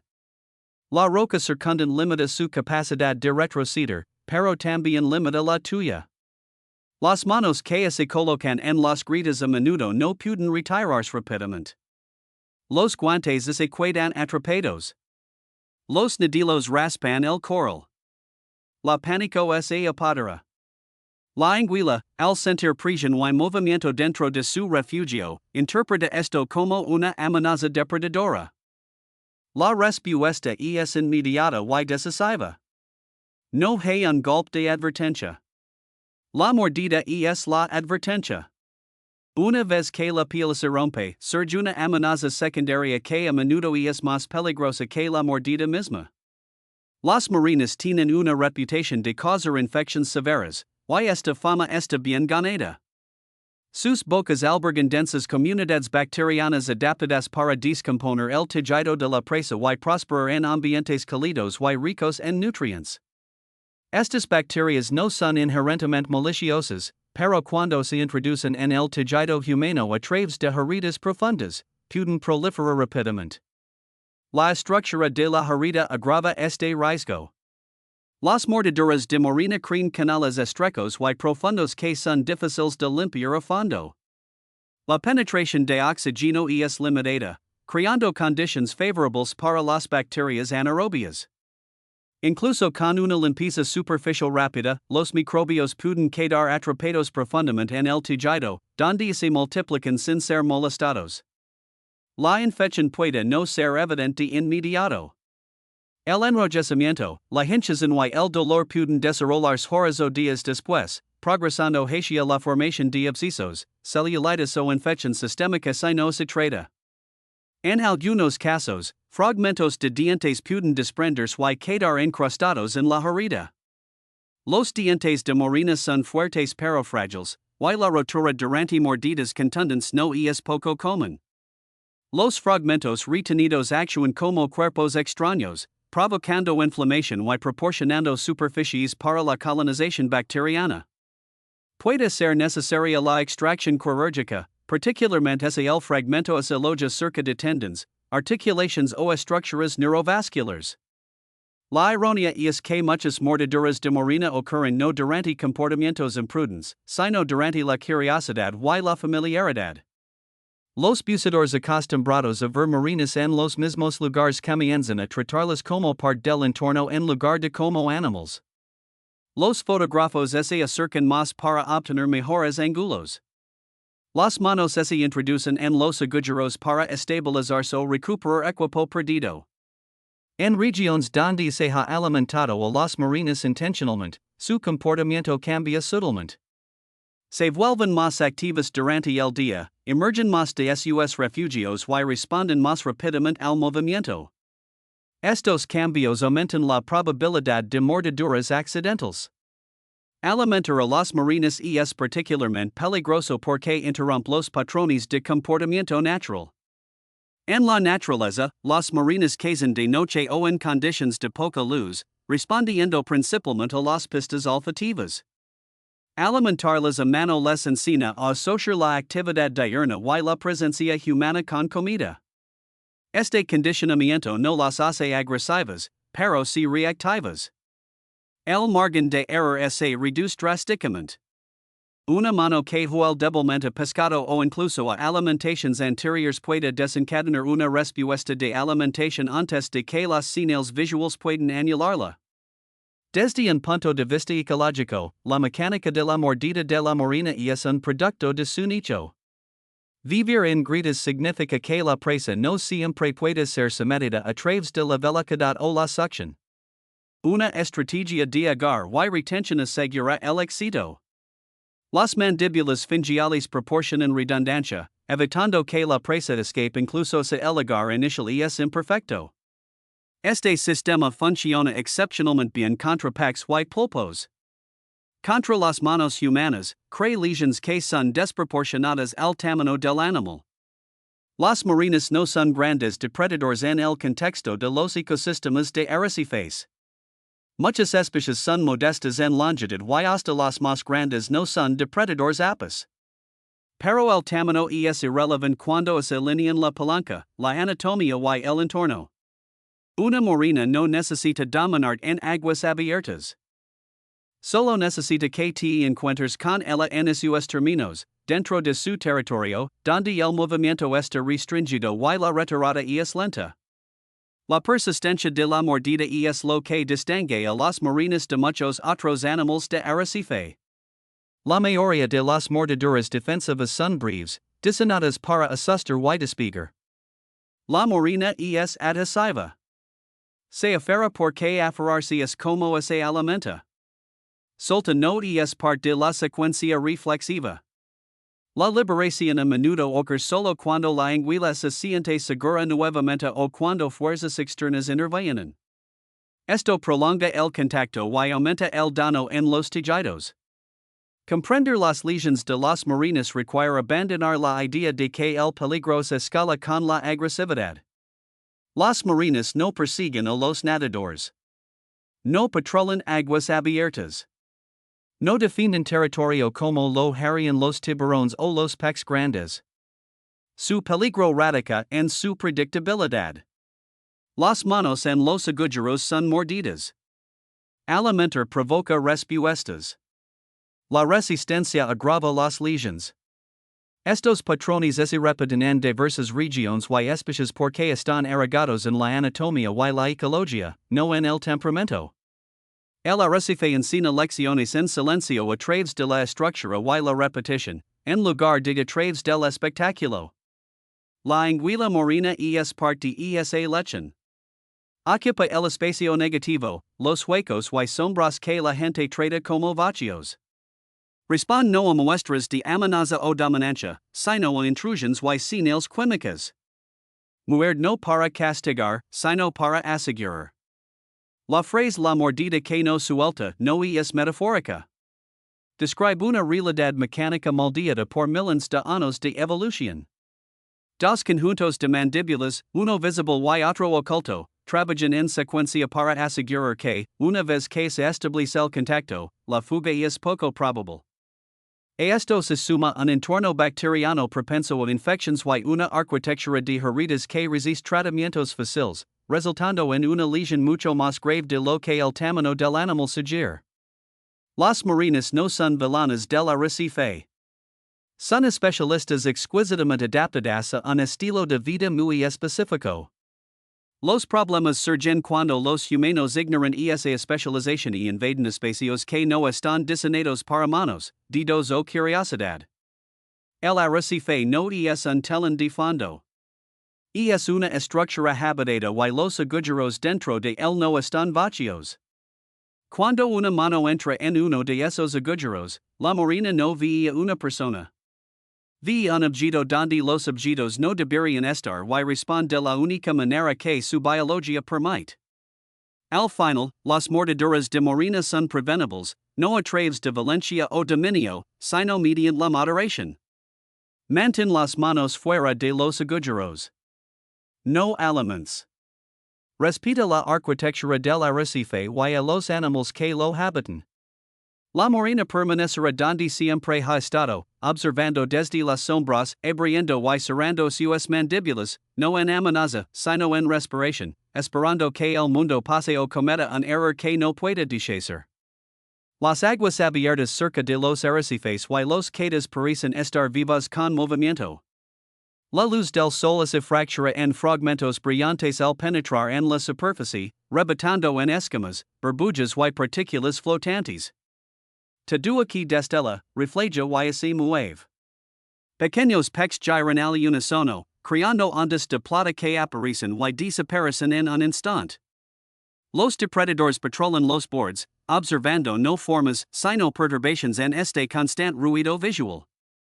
En este entorno donde la velocidad define la supervivencia, un animal ha evolucionado para tratar la luz misma como un desencadenante. La barracuda no causa cuerpos. Causa movimiento y destellos. Y cuando esas señales se alinean, el ataque liga tan rápido que la conciencia se queda atrás respecto a la lesión. Una barracuda en reposo parece casi relajada, flotando en la columna de agua con un esfuerzo mínimo. Su largo cuerpo en forma de torpedo está diseñado para la eficiencia, no para el esfuerzo constante. A diferencia de los tiburones que deben nadar continuamente para ventilar sus branquias, las barracudas pueden mantener su posición con movimientos sutiles de sus aletas, conservando energía mientras observan todo. Su postura es engañosa. No hay encorvamiento, no hay tensión visible para el ojo humano. Los músculos que impulsan su ataque permanecen en silencio hasta el instante exacto en que son necesarios. La cabeza de la barracuda cuenta una historia diferente. Las mandíbulas son alargadas, afilándose a un punto que parece más un arma que un aparato de alimentación. Dentro, los dientes no son cerrados como los de un tiburón, ni romos como los de los peces que aplastan. Son largos, delgados y afilados como cuchillas, inclinados hacia atrás para evitar la fuga.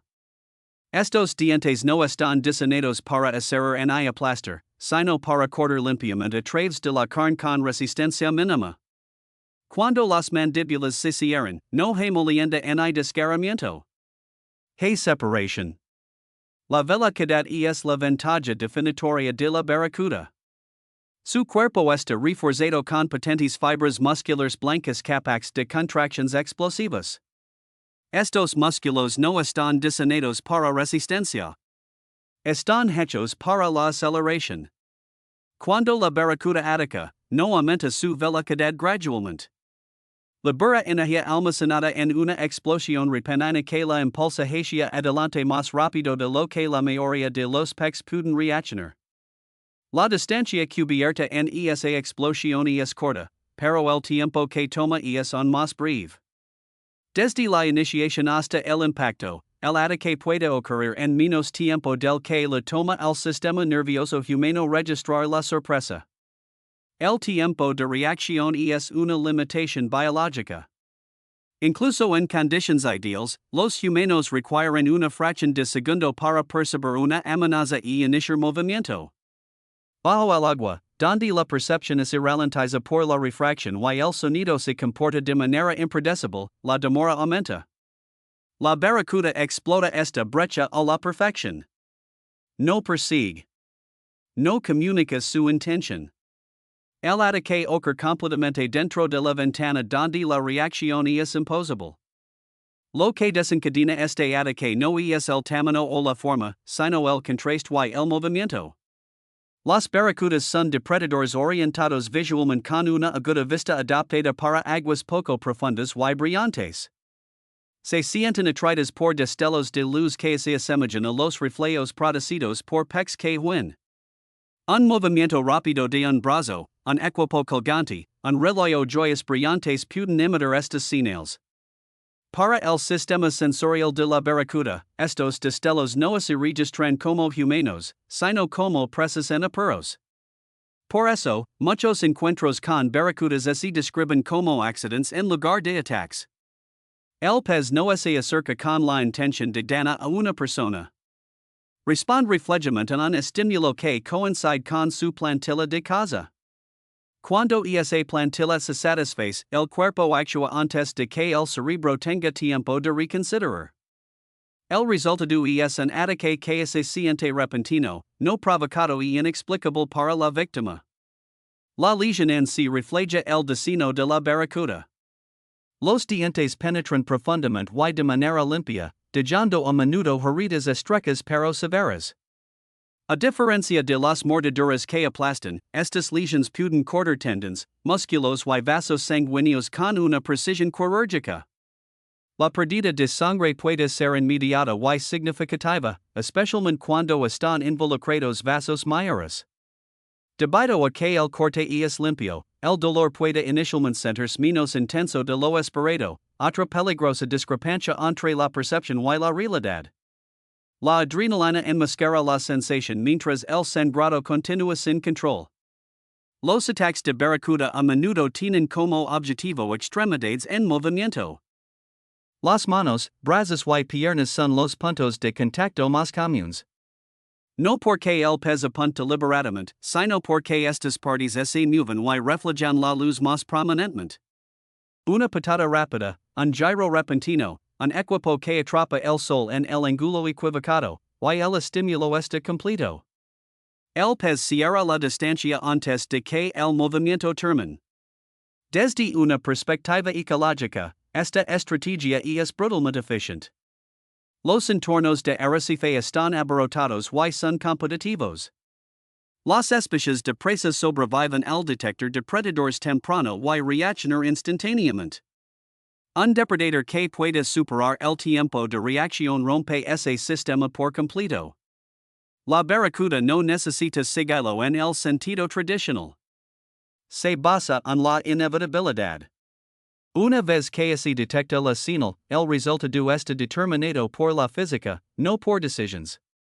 El comportamiento de caza de la barracuda también está condicionado por su posición en la red alimentaria. Se alimenta de peces rápidos y ágiles que no pueden ser sometidos mediante forcejeos prolongados. Un ataque fallido tiene un alto costo. La presa escapa y la energía invertida se pierde. La evolución favoris un ataque lo suficientemente decisivo como para poner fin al encuentro de inmediato. La velocidad y los dientes de la barracuda ofrecen precisamente eso. Los humanos se cruzan con este sistema de forma involuntaria. Introducimos superficies reflectantes en el agua. Nos movemos erráticamente. Entramos en zonas poco profundas donde las barracudas patrullan naturalmente, a menudo cerca de arrecifes, quedas y canales donde se congrega la presa. El pez no distingue entre un señuelo parpadeante y una aleta reluciente. Responde a la señal, no a la fuente. También hay un elemento especial en el comportamiento de la barracuda que aumenta el riesgo. Las barracudas a menudo se posicionan por encima o detrás de su presa, utilizando el sol para ocultar su aproximación. Desde este ángulo, los destellos son más pronunciados. Las siluetas son más definidas y las rutas de escape son limitadas. Nadadores y buceadores rara vez consideran esta dimensión vertical. Escanemos lateralmente, no hacia arriba. El ataque proviene de una dirección que no estamos observando. A diferencia de los depredadores que dependen de mordidas repetidas o de un compromiso prolongado, el ataque de la barracuda es singular. No se agarra. No sacude ni revuelca.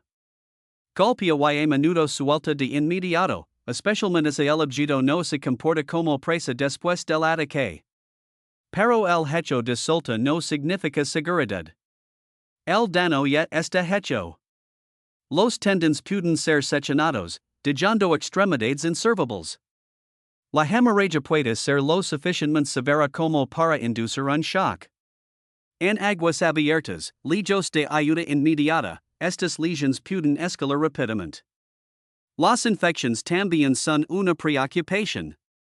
Al igual que muchos depredadores marinos, las barracudas llevan bacterias en su boca, adaptadas para descomponer tejidos. Cortes que parecen limpios pueden infectarse si no se tratan adecuadamente. La naturaleza extraña de la herida puede atrapar bacterias en lo profundo, donde los niveles de oxígeno son bajos y la respuesta inmune se retrasa. Lo que comienza como una herida aguda puede evolucionar en un problema médico prolongado si se subestima. La reputación de la barracuda como pez agresivo es engañosa. No es territorial como algunas especies de arrecifes.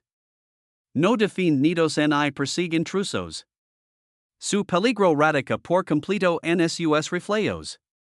Cuando aparece la señal equivocada, la respuesta es automática. No hay una fase de evaluación en la que el pez evalúa el riesgo o la consecuencia. El sistema nervioso es activa, los músculos se contraen, las mandíbulas se cierran. Para cuando la cognición se pone al día, el ataque ya ha terminado.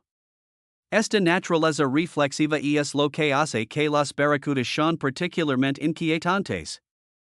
No hay una señal de advertencia, hay posturas, hay escaladas. El encuentro pasa de ser neutral a lesivo en un instante.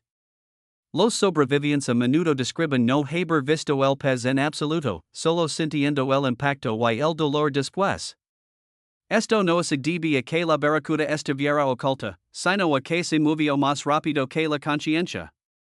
En los ecosistemas de arrecifes, otros animales se adaptan a esta amenaza minimizando los destellos y los movimientos erráticos. Los peces en cardumen coordinan guerras para confundir a los depredadores. La coloración opaca reduce el contraste. Los humanos hacen lo contrario. Usamos ropa brillante. Nos movemos de manera independiente. Hacemos gestos, pateamos y alcanzamos. Cada uno de estos comportamientos aumenta la probabilidad de activar la respuesta de caza de una barracuda. La lección aquí no es que las barracudas son malignas o impredecibles. Son consistentes. Responden a estímulos específicos con una fiabilidad notable. Comprender esta consistencia reduce el riesgo. Evitar objetos brillantes, minimizar movimientos repentinos y mantener la conciencia del entorno puede disminuir la posibilidad de un encuentro. Pero una vez que se activa el desencadenante, no hay marca atrás. La barracuda encarna un tipo particular de peligro, uno que no se basa en el tamaño o el veneno, sino en el tiempo. Su éxito proviene de operar en el estrecho margen entre el estímulo y la reacción. Un margen que los humanos no pueden cerrar. En ese margen, la velocidad se convierte en destino. El pez no necesita fuerza para dominar. Solo necesita llegar primero.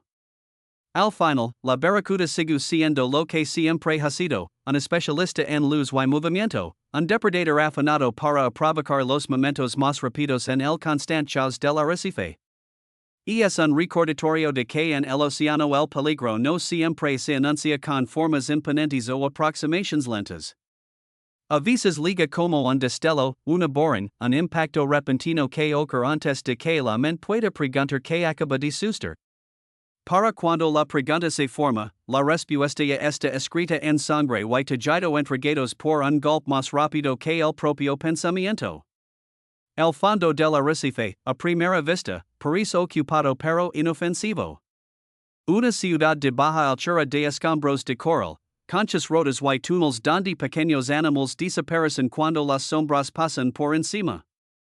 La vida aquí parece a escala reducida. Todo es compacto, contenido, aparentemente manageable.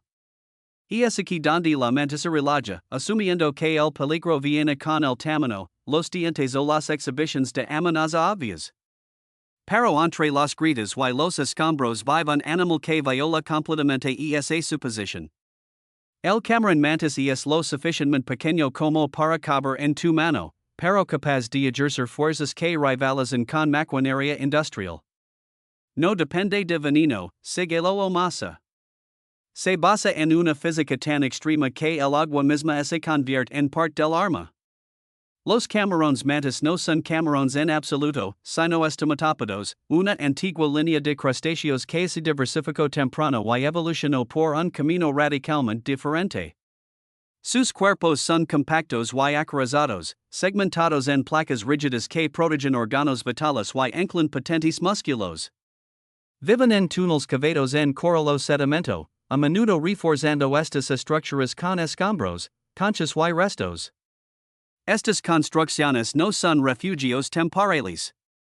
Son posiciones fortificadas mantenidas y defendidas de manera agresiva. Todo en la vida del camarón mantis gira en torno al control de un espacio reducido y la capacidad de dominarlo al instante. En el centro de esta dominación se encuentra el apéndice raptorial, una extremidad modificada que se pliega bajo el cuerpo como un resort preparado para saltar. En las especies que golpean, este apéndice termina en una estructura en forma de mazo, reforzada con capas de tejido mineralizado. El mazo no solo es duro, está diseñado de manera ingeniosa. Bajo su superficie se encuentra un complejo compuesto de fosfato de calcio cristalino, dispuesto para resistir fracturas, distribuir el esters y absorber impactos repetidos. Este material biológico ha inspirado investigaciones sobre armaduras avanzadas y diseños resistentes a impactos, ya que soluciona un problema con el que los ingenieros lidian frecuentemente, como golpear repetidamente sin destruir el propio arma. El golpe comienza con los músculos, pero no termina ahí. Dentro del cuerpo del camarón mantis, estructuras elásticas almacenan energía lentamente, cargando tensión como un arco tendido. Al liberarse, esta energía impulsa el apéndice hacia adelante a una velocidad extraordinaria. El movimiento ocurre tan rápido que el agua circundante no puede moverse a tiempo. La presión cae abruptamente y el agua se vaporiza, formando burbujas de cavitación. Estas burbujas colapsan milisegundos después, produciendo ondas de choque, luz y fuerza adicional independiente del impacto físico. En otras palabras, el camarón mantis golpea dos veces, una vez con el mazo y otra con el agua que colapsa. El efecto combinado es devastador. El golpe inicial inflige trauma por fuerza contundente, capaz de romper conchas, fracturar huesos y hacer estallar el cristal de un acuario. La onda de choque de cavitación en calor, presión y microjets de agua que dañan aún más los tejidos. Este efecto secundario significa que, incluso si el mazo no hace contacto directo, solo la onda de choque puede deteriorar o herir a la presa. En situaciones de caza, esto asegura el éxito. En encuentros defensivos con humanos, significa que la proximidad es suficiente. La física aquí no es abstracta. Las mediciones de los golpes del camarón mantis han registrado aceleraciones entre las más altas conocidas en el reino animal. El apéndice alcanza velocidades comparables a las de una bala en distancias extremadamente cortas. Los reflejos humanos son irrelevantes a esta escala. Para cuando una mano comienza a retirarse, el golpe se ha producido. No hay posturas de advertencia, no hay escaladas. El camarón mantis no blufea, actúa. En la naturaleza, este poder cumple un propósito ecológico claro. Los camarones mantis se alimentan de animales de caparazón duro como caracoles, cangrejos y megalones, cuyas defensas serían impenetrables para la mayoría de los pequeños depredadores. Al romper las conchas en lugar de intentar abrirlas, los camarones mantis eluden por completo las carreras armamentistas evolutivas. No evolución en mandíbulas más fuertes para igualar conchas más gruesas. Evolución en golpes más poderosos. Esta estrategia les permite provocar fuentes de alimento que están fuera del alcance de otros, reduciendo la competencia y asegurando una nutrición confiable. Esta misma estrategia se aplica a la defensa. Los camarones mantis son intensamente territoriales. Sus madrigueras representan una inversión significativa, proporcionando refugio, espacio para reproducirse y plataformas de caza. Cuando se ven amenazados, la retirada no es la respuesta predeterminada. El camarón mantis mantiene su posición, colocándose en la entrada de su madriguera con los apéndices listos. Muchos peces de arrecife aprenden rápidamente a evitar estos enfrentamientos. Se ha observado que tiburones, pulpos y incluso anguilas retroceden ante los camarones mantis cuando anticipan los golpes. La ventaja de tamaño no significa nada cuando el riesgo de lesión es inmediato y severo. Los humanos encuentran a los camarones mantis, más a menudo, cuando ignoran la escala y el contexto. Una mano se adentra en escombros. Un buzo levanta una piedra. Un pescador agarra lo que parece ser un crustáceo inofensivo atrapado en una red o trampa. El camarón mantis responde como lo haría ante cualquier intrusión en su territorio. El golpe no se entrega para asustar, sino para incapacitar. Los dedos son particularmente vulnerables. Los huesos de la mano son pequeños, delgados y poco protegidos. Un golpe directo puede fracturarlos al instante, a veces sin romper la piel. Aquí es donde la lesión se vuelve especialmente engañosa. Dado que los golpes del camarón mantis son contundentes en lugar de cortantes, las heridas externas pueden ser mínimas. La contusión y la hinchazón aparecen rápidamente, pero la ausencia de sangrado puede llevar a las víctimas a subestimar la gravedad. Sin embargo, debajo de la piel, los daños pueden ser extensos. Los huesos pueden estar agrietados o fracturados. Los tejidos blandos se comprimen violentamente, lo que lleva a daños musculares y sangrado interno. Los nervios pueden resultar lesionados, lo que provoca entumecimiento, hormigueo o pérdida de función a largo plazo. El componente de cavitación añade otra capa de riesgo. El colapso de las burbujas de vapor genera picos de calor y presión localizados. Aunque breves, estos efectos pueden dañar los tejidos a nivel microscópico, aumentando la inflamación y complicando la curación. La onda de choque también puede viajar a través del agua y los tejidos blandos, lo que significa que el área afectada puede extenderse más allá del punto de impacto. El dolor a menudo se intensifica con el tiempo en lugar de alcanzar su punto máximo de inmediato, a medida que aumenta la hinchazón y el tejido dañado reacciona. Las infecciones son menos comunes que con los animales que muerden, pero siguen siendo una preocupación. Los crustáceos habitan en entornos ricos en bacterias, y sus exoesqueletos pueden transportar microbios a las heridas. Un huso fracturado combinado con tejido contaminado crea conditions ideales para la infección si no se trata adecuadamente. En entornos remotos o tropicales, la atención médica retrasada aumenta el riesgo de complications. La ironía de las lesiones causadas por los camarones mantis y estuan a menudo implican curiosidad en lugar de imprudencia. Las personas se sienten atraídas por los camarones mantis debido a su reputación de inteligencia y visión extraordinaria. Sus ojos se encuentran entre los más complejos del reino animal, capaces de detectar luz polarizada y un amplio rango de longitudes de onda. Esta sofisticación sensorial les permite identificar presas, rivals y intrusos con precisión. Cuando una mano humana entra en su entorno, el camarón mantis sabe exactamente con qué está tratando. El golpe no es a ciegas. Está en forma de. A pesar de su poder, los camarones mantis no son atacantes indiscriminados. No recorren los arrecifes golpeando todo lo que encuentran a su paso. Su agresividad es situacional, relacionada con el territorio y las amenazas inmediatas. Pero cuando se activa el mecanismo, la respuesta es absoluta. El animal no modula la fuerza en función del tamaño del oponente. La evolución no ha seleccionado la moderación, ha seleccionado la certeza. En entornos de acuarios, los camarones mantis han ganado una reputación como rompevidrios capaces de agrietar paneles gruesos con golpes repetidos. Aunque estos incidentes son dramáticos, subrayan un punto fundamental. Este no es un animal cuyo poder se escala linealmente con su tamaño.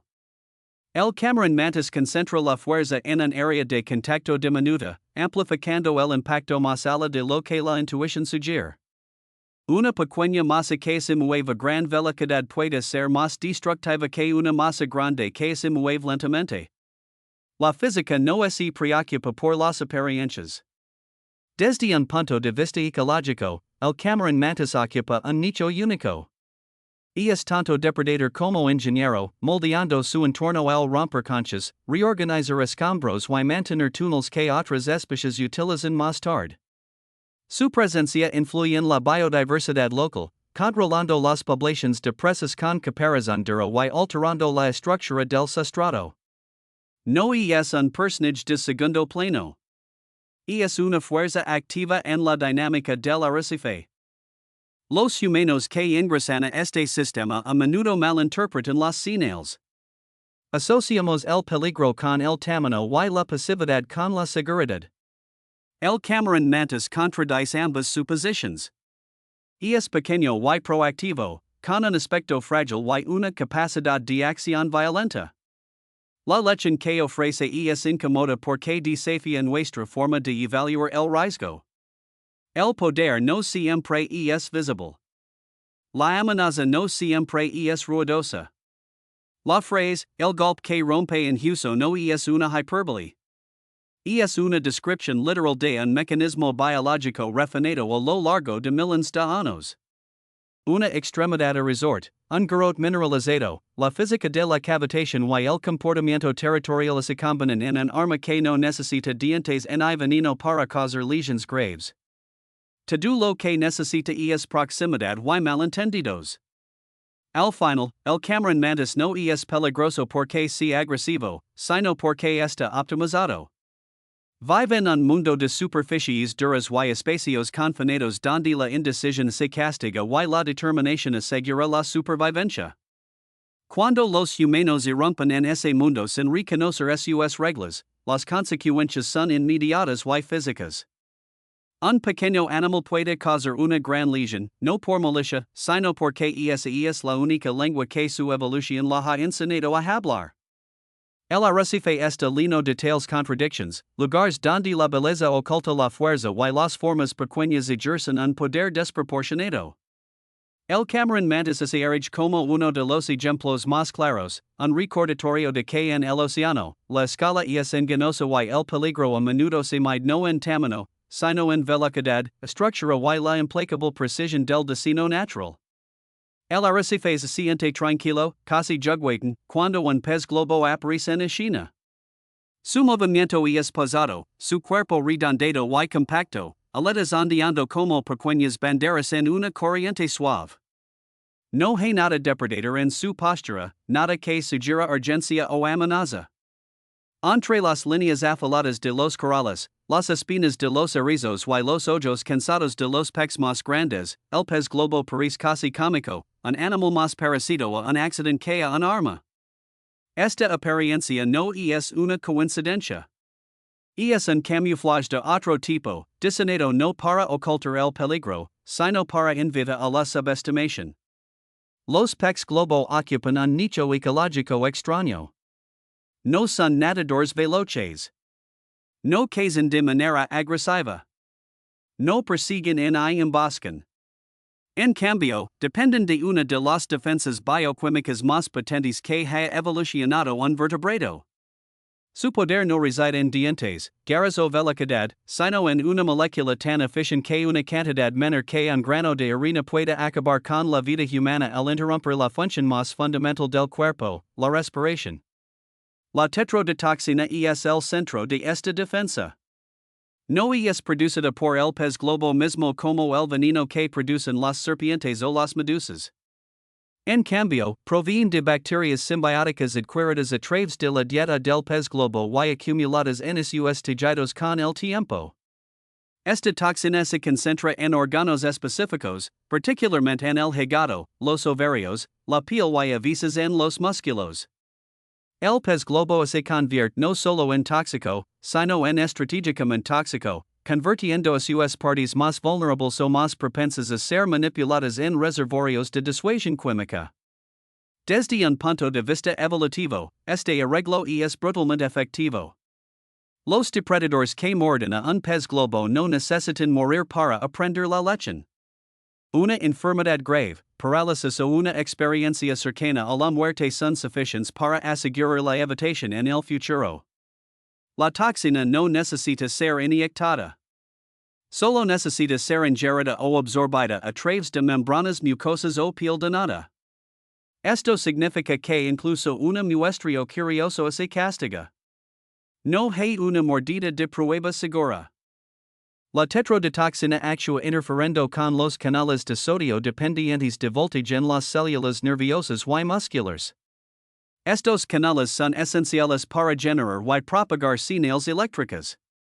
Cuando se bloquean, los nervios no pueden disparar, los músculos no pueden contraerse y la comunicación entre el cerebro y el cuerpo colapsa. Lo importante es que el cerebro a menudo permanece completamente consciente. La percepción sensorial puede persistir. El pensamiento continúa. La conciencia se mantiene intacta. Lo que desaparece es el control. Aquí es donde radica el terror. Las víctimas de la intoxicación por tetrodotoxina a menudo experimentan una progresión que se siente irreal. Los síntomas iniciales pueden ser un leve hormigueo alrededor de los labios, los dedos o la lengua. Un entumecimiento que podría ser desestimado como irritación o ansiedad. A medida que la toxina se propaga, la debilidad muscular se establece. El habla se vuelve arrastrada. La coordinación falla. Eventualmente, el movimiento voluntario se detiene por completo. El diafragma, el músculo responsable de la respiración, queda paralizado.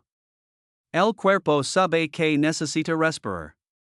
Los pulmones funcionan. El oxígeno está disponible, pero la señal nunca llega al músculo. Este estado, a veces descrito como una parálisis total, es una de las experiencias fisiológicas más aterradoras que existen. La persona está despierta. Puede escuchar. Puede pensar.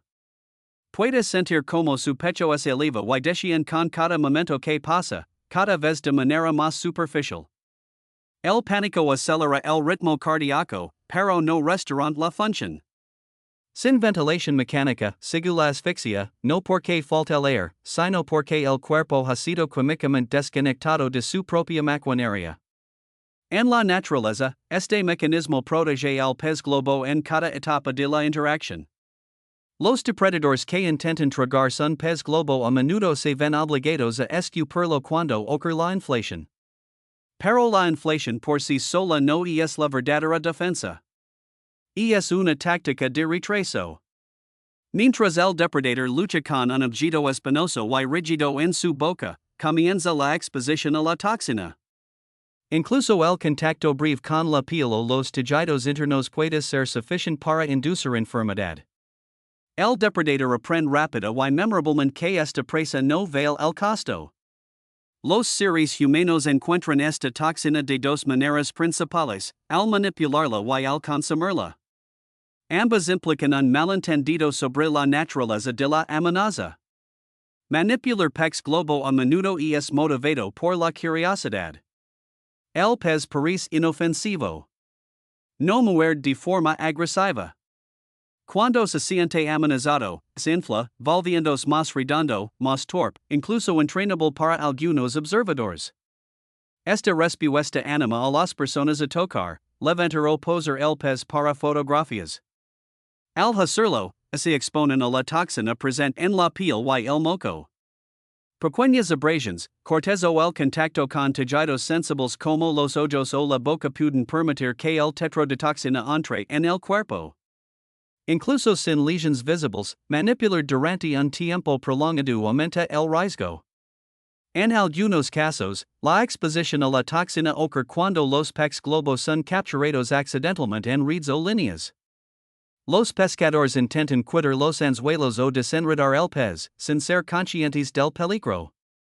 Los guantes pueden ofrecer una protección limitada, pero las espinas y los dientes pueden perforar la tela, y los fluidos cargados de toxina pueden contaminar las heridas. La ausencia de dolor inmediato refuerza la ilusión de seguridad. Los síntomas pueden no aparecer hasta horas después, cuando ya ha pasado la oportunidad de una intervención temprana. Consumirlo presenta un riesgo aún mayor. En ciertas culturas, el pez globo es considerado un manjar preparado por especialistas altamente capacitados que retiran los órganos tóxicos con extrema precisión. Esta práctica existe porque la toxina no se descompone con la cocción. El calor no hace nada para neutralizar el tetrodetoxina. Un solo error en la preparación puede dejar suficiente toxina en la carne para causar envenenamiento severo o la muerte. El peligro aquí no es un folclore exagerado. Es una realidad bioquímica. El tetrodetoxina es letal en dosis extraordinariamente bajas. No hay antídoto. El tratamiento consiste enteramente en cuidados de apoyo, manteniendo la respiración y la circulación mientras el cuerpo elimina lentamente la toxina. Esto puede llevar días. La supervivencia depende de un acceso rápido a instalaciones médicas avanzadas capaces de proporcionar ventilación mecánica. En muchas partes del mundo, ese acceso no existe. Lo que hace que el envenenamiento por pez globo sea especialmente insidioso es como imita otras condiciones en sus primeras etapas. Sensación de hormigueo, debilidad, náuseas y mareos pueden confundirse con intoxicación alimentaria, reacciones alérgicas o ansiedad. Las víctimas pueden retrasar la búsqueda de ayuda, creyendo que los síntomas van a desaparecer. Para cuando la parálisis se vuelve evidente, la insuficiencia respiratoria puede ser inminente. En ese momento, el margen de supervivencia se estrecha drásticamente. Desde una perspectiva ecológica, la toxina del pez globo moldea las interacciones a lo largo del arrecife. Los depredadores los evitan. Los peces más pequeños les dan espacio. Incluso los parásitos se ven afectados por el entorno químico de su piel. Esto permite que los peces globo forajen abiertamente, alimentándose de algas, invertebrados y pequeños organismos sin necesidad de vigilancia constante. Su movimiento lento no es una desventaja cuando pocas cosas se atreven a morderlos. La inflación añade otra capa a esta defensa. Cuando se siente amenazado, el pez globo ingiere agua rápidamente, expandiendo su cuerpo en una esfera rígida. Las espinas que permanecen planas en condiciones normales se erigen, haciendo que el pez sea difícil o imposible de tragar.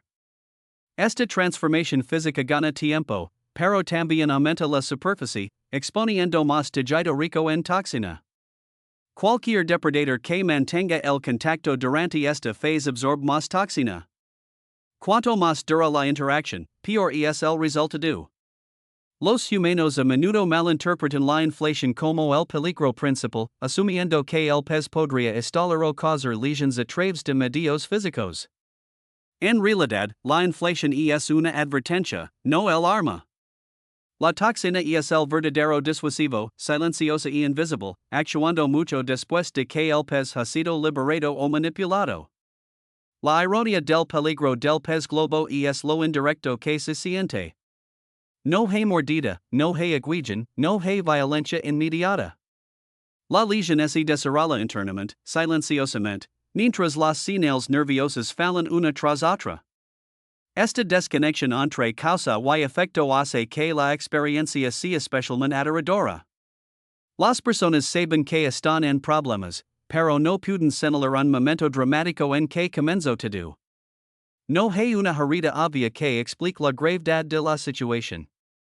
En algunos casos raros, individuos han sobrevivido a la intoxicación por tetrodotoxina mientras permanecen conscientes durante todo el episodio, incapaces de moverse o hablar, dependiendo de otros para reconocer su condición y proporcionar ventilación.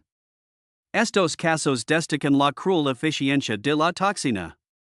No ataca la mente. Ataca el control. Deja la conciencia intacta mientras despoja de su capacidad de actuar. Desde una perspectiva evolutiva, esta es una defensa casi perfecta.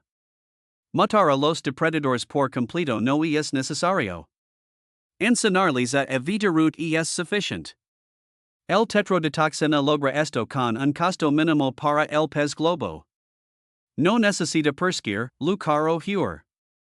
Simplemente existe como algo que no puede ser comido de manera segura. Sin embargo, los humanos complican esta ecuación. Ignoramos los comportamientos de evitación naturales con curiosidad, tradición y confianza. Tocamos lo que no debería ser tocado. Como lo que la evolución claramente etiquetó como peligroso. Al hacerlo, nos alejamos de la curva de aprendizaje que rige las relaciones entre depredadores y presas, exponiéndonos a consecuencias para las cuales no estamos bien adaptados. El pez globo no es malicioso. No tiene como objetivo a los humanos. No inyecta toxina de manera intencionada. Su peligro radica completamente en la química y la proximidad. Pero la química no negocia. Una vez que la tetrodotoxina entra en el cuerpo, la intención se vuelve irrelevante. El preciso sigue su curso, indiferente al arrepentimiento o la realización. En el silencioso desenlace de un encuentro con un pez globo, a medida que los músculos se debilitan y el movimiento se desvanece, la lección se vuelve claramente evidente. El peligro no siempre se presenta de manera amenazante. Algunas de las adaptaciones más letales en el océano están envueltas en suavidad, redondas y aparente inofensividad. El pez globo encarna completamente esta contradicción. Un pequeño y aparentemente johnny animal que leva consigo una toxina capaz de paralizar el cuerpo mientras la mente permanece alerta para experimentar cada momento de su fracaso. El arrecife continúa a su alrededor, las corrientes fluyen, los peces nadan en cardamines, los depredadores cazan, el equilibrio se mantiene. El pez globo regresa a su lugar entre los corrales y la arena, sin cambios tras el encuentro. El sistema funciona como fue diseñado. Es solo cuando los humanos olvidan que son visitantes, no participantes en esta lógica evolutiva, que el costo se vuelve fatal. El arrecife cambia de carácter cuando hay un pulpo presente, aunque el cambio es lo suficientemente sutil como para que la mayoría de los observadores nunca lo registren. Los colores parecen reorganizarse. Las texturas cambian. Lo que antes parecía un parche vacío de roca ahora aparece un poco más oscuro, un poco más rugoso, un poco más intencionado. El pulpo no entra en la escena tanto como emerge de ella, desplegándose desde un camuflaje que es menos disimulo que transformación. No se oculta tras el arrecife. Temporalmente se convierte en el arrecife. Y esa distinción es importante porque refleja una mente que trata el entorno como una herramienta en lugar de un telón de fondo. Los pulpos son depredadores construidos en torno a la inteligencia en lugar de la velocidad o la fuerza bruta. Sus cuerpos son suaves, flexibles y vulnerables de maneras que condenarían a animales menos adaptables. Carecen de caparazones protectors. No poseen espinas afiladas ni armaduras pesadas. Su supervivencia depende del control, la resolución de problemas y la precisión. Cualidades que se expresan no solo en cómo cazan, sino en cómo se defienden cuando se enfrentan a algo demasiado grande o impredecible como para tratarlo como presa. Los brazos son lo primero que la gente nota, y con razón. Cada brazo está revestido de filas de ventosas, cada una capaz de movimiento y adhesion independientes. Estas ventosas no son simples dispositivos de succión. Combinan succión mecánica con adhesión química, permitiéndoles agarrar superficies húmedas y irregulares con una fuerza notable. Este agar se controla localmente. Cada brazo contiene una densa red de neuronas capaces de procesar información sensorial y ejecutar movimientos sin necesidad de input directo del cerebro central. De hecho, el pulpo distribuye su inteligencia a lo largo de su cuerpo.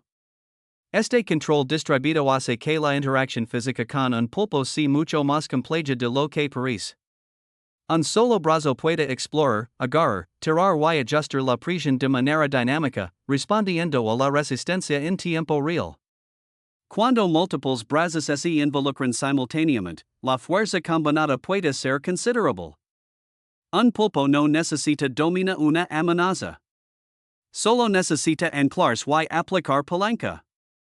En el agua, donde la flotabilidad reduce el peso corporal pero no la fuerza de agarrar, esta palanca puede inmovilizar objetos mucho más grandes que el pulpo mismo.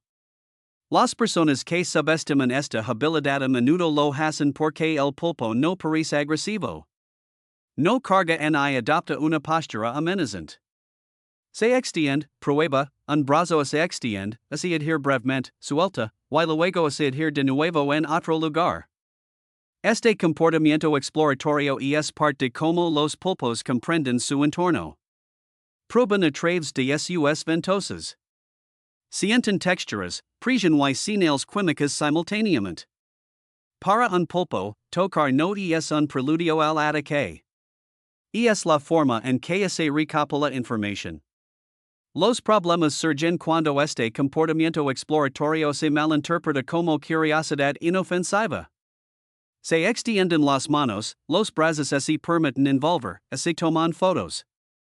El pulpo responde como lo haría ante cualquier objeto desconocido y potencialmente amenazante que entra en su espacio inmediato. Aprieta su agar, no en pánico, sino en evaluación. Y una vez que ese agar se establece, la desconexión se vuelve difícil. La fuerza de succión del pulpo no es constante. Escala según la necesidad. El contacto suave implica una presión mínima. La resistencia provoca una escalada. Cada ventosa puede generar una fuerza de tracción significativa. Y cuando docenas se involucran simultáneamente, el efecto es acumulativo. Retirar un pulpo por la fuerza a menudo conduce a un agar más fuerte, no a la liberación. El animal interpreta el tirón como una amenaza, respondiendo anclándose más firmemente. Este agar se vuelve peligroso no porque aplastó corte, sino porque pone en juego el pico. Oculto en el centro de los brazos se encuentra el pico del pulpo, una estructura rígida similar a la de un loro compuesta de quitina. Es la única parte dura del cuerpo del pulpo, y existe para un único propósito, penetrar a la presa. Peces, crustáceos y moluscos son sometidos por el pico, que puede perforar con facilidad conchas y exoesqueletos. En los humanos, el pico presenta un riesgo diferente. Las mordeduras de pulpo son raras, pero cuando ocurren, son precisas. El pico no desgarra ni mastica. Perfora. La herida puede parecer pequeña, casi insignificante, pero el peligro no radica en el daño mecánico, sino en lo que la acompaña. Muchas especies de pulpos poseen veneno que se transmite a través de la saliva introducida durante la mordida. Este veneno cumple múltiples propósitos. En la caza, inmoviliza a la presa, relajando los músculos y evitando la fuga. En defensa, desanima la interacción posterior. La composición del veneno de pulpo varía según la especie, pero comúnmente incluye neurotoxinas y enzimas que interrumpen el funcionamiento celular normal. En la mayoría de las especies, el veneno es leve, causando dolor localizado, hinchazón o entumecimiento. Pero hay exceptions, y esas exceptions redefinen el riesgo por completo. Algunas especies de pulpos producen toxinas lo suficientemente potentes como para constituir emergencias médicas. El ejemplo más conocido es el pulpo de anillos azules, un animal pequeño y visualmente impactante suya coloración vibrante serve como advertencia. Cuando se siente amenazado, muestra anillos azules brillantes que pulsan en su piel, una rara instancia de señalización honesta en una línea evolutiva de otro modo críptica. Estos anillos anuncian la presencia de tetrodotoxina, el mismo compuesto que se encuentra en el pez globo, concentrado en las glándulas salivales del pulpo. La tetrodotoxina no es un veneno en el sentido tradicional. No causa dolor ni daño tisular en el lugar de la mordedura. En cambio, bloquea la señalización nerviosa al inhibir los canales de sodio, lo que lleva a la parálisis. La mordedura en sí puede ser indolora o apenas perceptible. Puede que no haya hinchazón, ni enrojecimiento, ni angustia inmediata. Esta falta de retroalimentación sensorial es lo que hace que la toxina sea tan peligrosa. Las víctimas pueden no darse cuenta de que han sido mordidas hasta que aparecen los síntomas. Esos síntomas progresan rápidamente. Hormigueo en los labios o dedos. Debilidad. Dificultad para hablar o tragar. Pérdida del control muscular voluntario. La conciencia a menudo permanece intacta incluso cuando el cuerpo se vuelve incapaz de moverse o respirar. Sin un apoyo respiratorio inmediato, puede ocurrir asfixia. No hay antídoto. La supervivencia depende completamente del acceso rápido a atención médica avanzada y ventilación mecánica. Es importante enfatizar que no todos los pulpos tienen toxinas tan extremas. La gran mayoría representan poco o ningún riesgo sistémico. Pero el problema para los humanos radica en la identificación y la suposición. Muchas especies se parecen entre sí. La coloración puede cambiar rápidamente. Un pulpo tranquilo puede parecer común hasta que se siente estresado, momento en el que aparecen las señales de advertencia. Manipular o provocar a un pulpo elimina el margen de error que hace posible una coexistencia segura. Más allá del veneno, la inteligencia del pulpo introduce otra capa de imprevisibilidad. Los pulpos aprenden. Recuerdan. Reconocen patrones y individuos. En áreas donde son frecuentemente molestados o manipulados, su comportamiento cambia. Se vuelven más defensivos, más rápidos para involucrarse, menos tolerantes a la intrusión. Esto no es agresión en el sentido emocional. Es adaptación. Los pulpos también son artistas del escape capaces de deslizarse a través de aberturas más pequeñas que su pico. Esta habilidad refuerza su preferencia por espacios confinados, refugios y grietas donde controlan el acceso. Las manos que entran en estos espacios violan ese control. El pulpo responde afirmando su dominio sobre su entorno inmediato, utilizando su agar y su pico para resolver la intrusión. Desde una perspectiva ecológica, este comportamiento tiene sentido. Los pulpos son tanto depredadores como presas.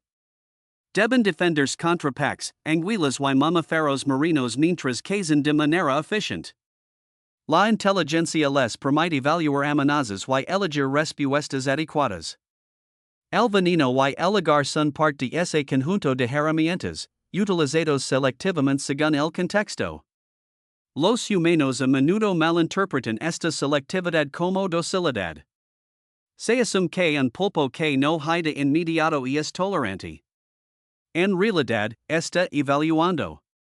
Está decidiéndose el camuflaje, la retirada, el agar o la mordedura son la respuesta más efectiva.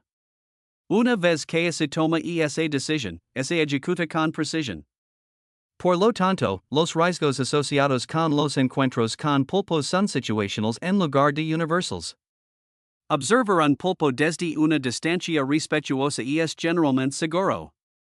Provocar a uno, acorralarlo o intentar manejarlo introduce variables que cambian rápidamente el equilibrio.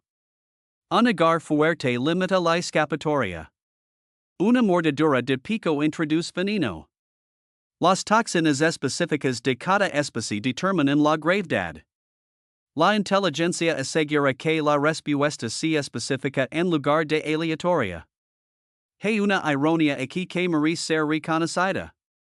Los pulpos están entre los animales más completamente cognitivos del océano, capaces de resolver problemas, tener comportamientos lúdicos y incluso usar herramientas. Estas cualidades les hacen caer a los humanos, fomentando la interacción. Pero la inteligencia no equivale a amabilidad. Equivale a una toma de decisiones efectiva. Cuando un pulpo decide que una situación requiere fuerza, la aplica con una eficiencia inquietante. En los ecosistemas de arrecife, los pulpos influyen mucho más de lo que su tamaño sugiere. Regulan las poblaciones de crustáceos y moluscos, moldean la estructura del hábitat a través de la construcción de refugios y incluso afectan los ciclos de nutrientes al transportar conchas y escombros. Su presencia altera el comportamiento de otros animales, creando zonas de evitación y oportunidad. Son arquitectos tanto como cazadores. Comprender el riesgo del pulpo requiere un cambio de perspectiva. No es una criatura paiva y delicada a merced de su entorno. Es un agente activo equipado con herramientas que reflejan una larga historia evolutiva de conflicto y resolución de problemas. El agar reemplaza a las garras. El veneno reemplaza a los colmillos. La inteligencia reemplaza a la fuerza bruta. La frase depredador inteligente con veneno y agar no es una metáfora. Es una descripción literal de una estrategia biológica que ha demostrado ser extraordinariamente exitosa. Para los humanos, el peligro no radica en la milicia, sino en la incompatibilidad. Tremos suposiciones moldeadas por animales terrestres a un contexto marino donde esas suposiciones fallan. Esperamos que los animales de cuerpo blando sean frágiles. Esperamos que los animales pequeños sean inofensivos. Esperamos que la inteligencia se manifieste como precaución o retirada. El pulpo viola todas estas expectativas. Es blando pero poderoso, pequeño pero capaz de causar daños decisivos, inteligente de maneras que priorizan el resultado sobre la exhibición. Cuando muerde, lo hace deliberadamente. Cuando agarra, se compromete. Y cuando hay veneno involucrado, las consecuencias se extienden mucho más allá del contacto inicial. Al final, los pulpos no necesitan amenazar a los humanos para ser peligrosos. Simplemente necesitan ser tratados como curiosidades en lugar de depredadores. La distancia respetuosa preserva la seguridad de ambos lados. La intrusión invita a una respuesta moldeada por millones de años de evolución, una que no se preocupa por la intención o la admiración. El arrecife sigue siendo un lugar de extraordinaria belleza y complejidad, poblado por animales que resuelven su supervivencia de maneras tanto sutiles como extremas. El pulpo se encuentra entre las soluciones más impresionantes, un recordatorio de que la inteligencia no siempre es amable, y que algunas de las defensas más formidables del océano vienen envueltas en silencio, suavidad y una mente lo suficientemente aguda como para saber exactamente cuándo utilizarlas. El océano se siente diferente cuando las orcas están cerca, incluso antes de ser vistas. Otros animales lo saben primero. Las aves marinas se levantan y se dispersan. Las focas abandonan las rocas sin causa aparente. Los bancos de peces se comprimen y se sumergen, sus movimientos de repente más agitados y urgentes. El agua misma paris vaciars, como hace la vida hubiera decadido colectivamente apartars. Las orcas no necesitan sigilo en el sentido convencional. Su sola presencia reorganiza el ecosistema a su alrededor. No son meros depredadores que se mueven por el mar. Son eventos. Las orcas están construidas sobre una base de exceso de inteligencia, exceso de fuerza, exceso de coordinación. No están especializadas en un único tipo de presa o estrategia de caza. En cambio, poseen el rasgo más raro y peligroso que un depredador puede tener: flexibilidad comportamental. Una orca no depende de un solo modo de matar. Aprende nuevos métodos. Los enseña. Los refina. Esta habilidad, más que el tamaño o la velocidad, es lo que coloca a las orcas en la cúspide absoluta de la jerarquía marina. Físicamente, una orca es abrumadora. Su cuerpo es masivo, denso con músculo, optimizado para el poder en lugar de la eficiencia. Las aletas caudales por sí solas pueden generar fuerzas capaces de lanzar a la presa fuera del agua o aturdir a animales muchas veces más pequeños con un solo golpe. Las mandíbulas están equipadas con grandes dientes cónicos diseñados no para cortar, sino para agarrar y aplastar. La fuerza de mordida es inmensa, pero aquí es casi incidental. Las orcas no necesitan depender de los dientes para matar. Utilizan todo el océano como un arma. Una de las demostraciones más documentadas de esta dominancia es la técnica del lavado de olas. En las regiones polares, las focas descansan sobre bloques de hielo flotante, confiando en el aislamiento y la elevación para su seguridad. Contra la mayoría de los depredadores, esta estrategia funciona. Las orcas la desmantelan de manera metódica. Un grupo hace línea, nadando en formación precisa, sincronizando sus movimientos con una casi perfecta coordinación. Luego, con un impulso coordinado, generan una ola lo suficientemente grande como para inundar el hielo. El flujo se inclina, el agua se precipita sobre su superficie y la foca es arrastrada al mar. Las orcas no se lanzan caóticamente. Esperan. Saben que la gravedad y el impulso harán el trabajo por ellas. Una vez que la foca está en el agua, el resultado ya no está en duda.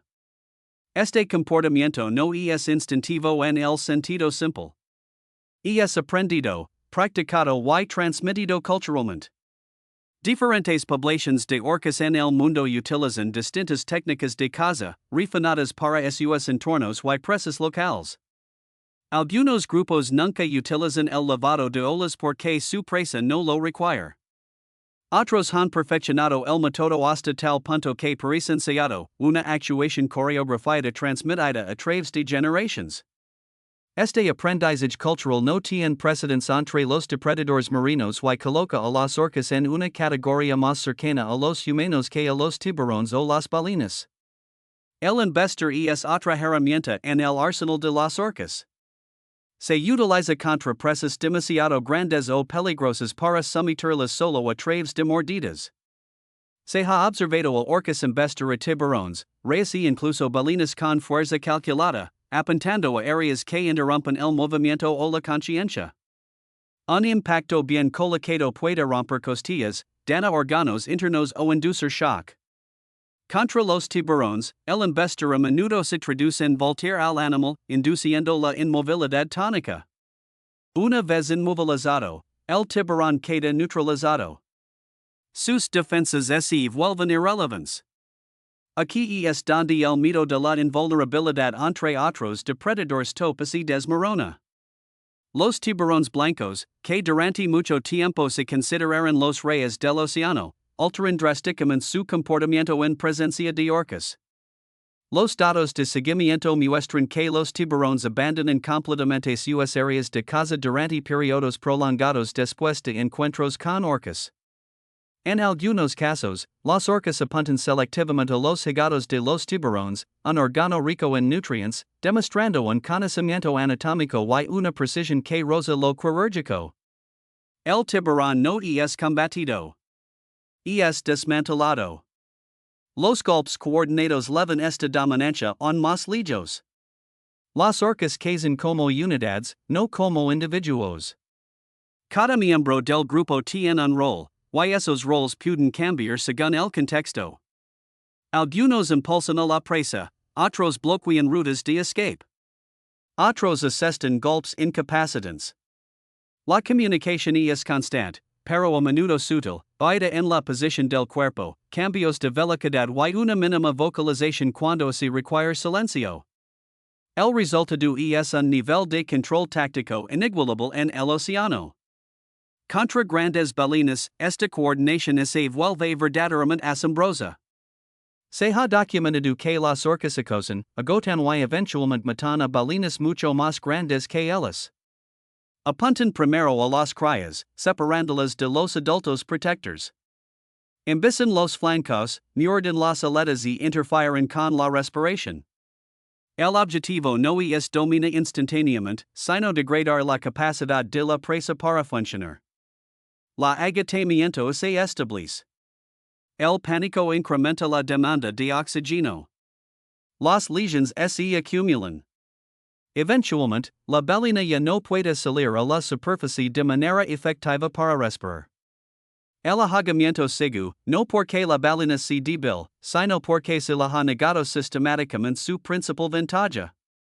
Lo que hace que estos encuentros sean especialmente inquietantes es su deliberación.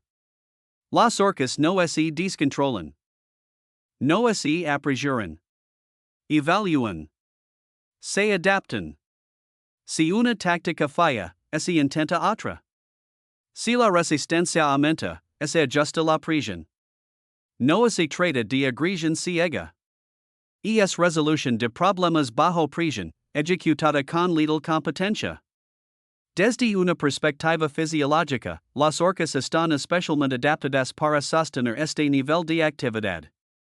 Son endodérmicos, manteniendo temperaturas corporales que favorecen un alto rendimiento muscular incluso en aguas frías. Sus sistemas cardiovasculares suministran oxígeno de manera eficiente durante esfuerzos prolongados. Sus pulmones intercambian gases rápidamente durante breves intervalos en la superficie. Cada sistema apoya simultáneamente la resistencia y la potencia, una combinación rara incluso entre los grandes mamíferos. Las capacidades sensoriales añaden otra capa a este dominio. Las orcas utilizan la colocalización con una precisión extraordinaria, mapeando entornos y presas en 3 dimensiones. Pueden detectar el tamaño, la forma, el movimiento y incluso la estructura interna de los objetos usando solo el sonido. En aguas turbias o en completa oscuridad, este sentido reemplaza por completo a la visión. No hay forma de esconderse de una orca que esté buscando activamente. El camuflaje físico se vuelve irrelevante. Esta ventaja sensorial se extiende a la coordinación. Los grupos pueden cazar en silencio cuando es necesario, confiando en la escucha pasiva en lugar de la colocalización activa para no alertar a la presa. Cuando se utiliza el sonido, este es controlado, dirigido y con propósito. La comunicación dentro del grupo es igualmente sofisticada, con dialectos vocales únicos para grupos específicos. Estos dialectos refuerzan los lazos sociales y la continuidad cultural, asegurando que el conocimiento se preserve y se refine en lugar de perderse. La pregunta que inevitablemente surge es si las orcas representan una amenaza para los humanos. En la naturaleza, los ataques documentados a humanos son extraordinariamente raros. Esta ausencia a menudo se malinterpreta como evidencia de contención o benevolencia. En realidad, refleja algo más inquietante. Elechen. Las orcas no atacan a los humanos porque no lo necesitan y porque los humanos no encajan en sus patrones de presa. Pero esta falta de depredación no debe confundirse con incapacidad. Si una orca quisiera hacer daño a un humano, no hay nada en el entorno marino que pudiera detenerla. Un humano en el agua es frágil, lento y mal equipado para resistir incluso la fuerza mínima de un animal de este tamaño y inteligencia. Un solo embiste podría romper huesos. Un golpe de cola podría inducir la inconsciencia. Ahagar sería inevitable. El hecho de que esto no suceda no se debe a limitations, sino a una preferencia de comportamiento. Esta distinción es importante porque subraya la verdadera posición de las orcas en el océano. No son solo depredadores apis en el sentido de estar en la cima de una cadena alimentaria. Son tomadores de decisions en la cúspide. Ellos eligen como y cuando aplicar la fuerza y contra quién. Otros depredadores operan dentro de restricciones de comportamiento más estrechas. Las orcas operan con options.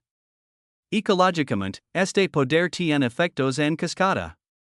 Las orcas moldean la distribución y el comportamiento de las especies de presa a través de regiones enteras. Su presencia puede alterar rutas de migración, áreas de alimentación y comportamientos de reproducción. En algunos ecosistemas, la llegada o partida de orcas desencadena cambios que se propagan a través de múltiples niveles tróficos. Las focas cambian sus patrones de descanso. Las poblaciones de peces se redistribuyen. Incluso los ciclos de nutrientes se ven afectados a medida que cambia la presión de depredación. Estos efectos no son accidentales. Son el resultado de un depredador que entiende su entorno lo suficientemente bien como para explotarlo sin sobreexplotarlo. Las orcas no exterminan poblaciones de presa de manera indiscriminada. Las gestionan a través de presión y presencia, manteniendo un equilibrio de maneras que se están estudiando y debatiendo. Hay una ironía en cómo los humanos perciben este dominio. A menudo tememos a los tiburones porque parecen alienígenas y impredecibles. Las orcas, con sus características mamíferas familiares y su aparente inteligencia, inspiran fascinación y afecto. Pero la inteligencia no hace a un animal menos peligroso. La hace más capaz de elegir cuando el peligro es necesario. La contención mostrada por las orcas salvajes hacia los humanos es un testimonio no de inofensividad, sino de discernimiento. En cautiverio, donde las estructuras sociales se interrumpen y el estrés altera el comportamiento, han ocurrido incidentes que revelan el poder sabias en que poseen estos animales. Estos incidentes no son aberraciones. Son recordatorios de lo que sucede cuando un depredador apis es removido del contexto ecológico y social que guía su comportamiento. En el océano abierto, esos contextos permanecen intactos. Las orcas cazan lo que conocen utilizando métodos refinados a lo largo de generaciones. No experimentan de manera casual con presas desconocidas. Este conservadurismo combinado con inteligencia mantiene a los humanos en gran medida fuera de su zona de amenaza, pero la zona existe, sin duda. Cuando las orcas cazan, lo hacen con una eficiencia que roza lo inevitable. No hay un tamaño seguro, ninguna defensa confiable, ningún entorno que garantice la escapatoria. El hielo se voltea.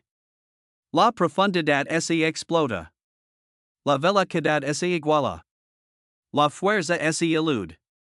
La inteligencia se contrarresta con mayor inteligencia. El mar no ofrece refugio de un animal que puede utilizar cada dimensión de él simultáneamente. Decir que las orcas son los depredadores apis del océano es preciso pero incompleto. Son la autoridad final. No solo participan en el ecosistema marino. Lo regulan. Su presencia define los límites dentro de los cuales otros animales operan. Si una orca quisiera acabar con algo en el mar, podría hacerlo, y el hecho de que generalmente liga no hacerlo dice mucho sobre su papel. Pero no disminuye su capacidad. El océano sigue siendo vasto, complejo y peligroso. No porque sea caótico, sino porque está gobernado por fuerzas que lo comprenden completamente. En los momentos de calma después de que una orca pasa, el arrecife y el agua abierta se repoblan lentamente. Los peces regresan. Las focas emergen con cautela. La vida reanuda su curso, pero alterada, consciente de que algo capaz de acabar con todo eligió por ahora seguir adelante. Esa conciencia es la verdadera marca de un depredador apis. No son los cuerpos que dejo atrás, sino el comportamiento que de forma simplemente por existir. La superficie del océano se presenta al cachalote como el aire se presenta a un buzo humano. Necesaria, pero no donde la vida realmente ocurre. La luz del sol, las olas y el clima forman solo una delgada capa sobre un mundo mucho más hostil y significativo que se encuentra por debajo. Para el cachalote, la supervivencia no se escribe en el brillo del mar superior, sino en la aplastante oscuridad a miles de metros por debajo de él. Un reino donde la presión puede pulverizar tejidos desprotegidos, donde la luz está ausente y donde los encuentros son violentos, repentinos y implacables. Este no es un lugar adaptado para la seguridad. Es un lugar que acaba con cualquier cosa que no esté específicamente diseñada para existir en él. El océano profundo no es simplemente oscuro. Es activamente destructivo. La presión aumenta implacablemente con la profundidad, comprimiendo los espacios llenos de gas, distorsionando los tejidos blandos y convirtiendo pequeñas debilidades estructurales en fracasos catastróficos. A profundidades que los cachalotes visitan rutinariamente, la presión no se mide en incomodidad, sino en toneladas por metro cuadrado. Cualquier organismo que contiene aire, depende de cavidades rígidas o carezca de una arquitectura celular reforzada, sería aplastado casi instantáneamente. Que los cachalotes descienden repetidamente este entorno cada día y regresan con vida no es un accidente de tamaño, sino el resultado de una especialización fisiológica extrema. Los cachalotes no se sumergen de manera casual. Sus cuerpos están diseñados para tolerar condiciones que se acercan a los límites de la resistencia mamífera. Antes de que comience un descenso profundo, la ballena inicia una secuencia de cambios internos. La frecuencia cardíaca disminuye drásticamente, conservando oxígeno. El flujo sanguíneo se redirige lejos de los tejidos periféricos hacia el cerebro y el corazón.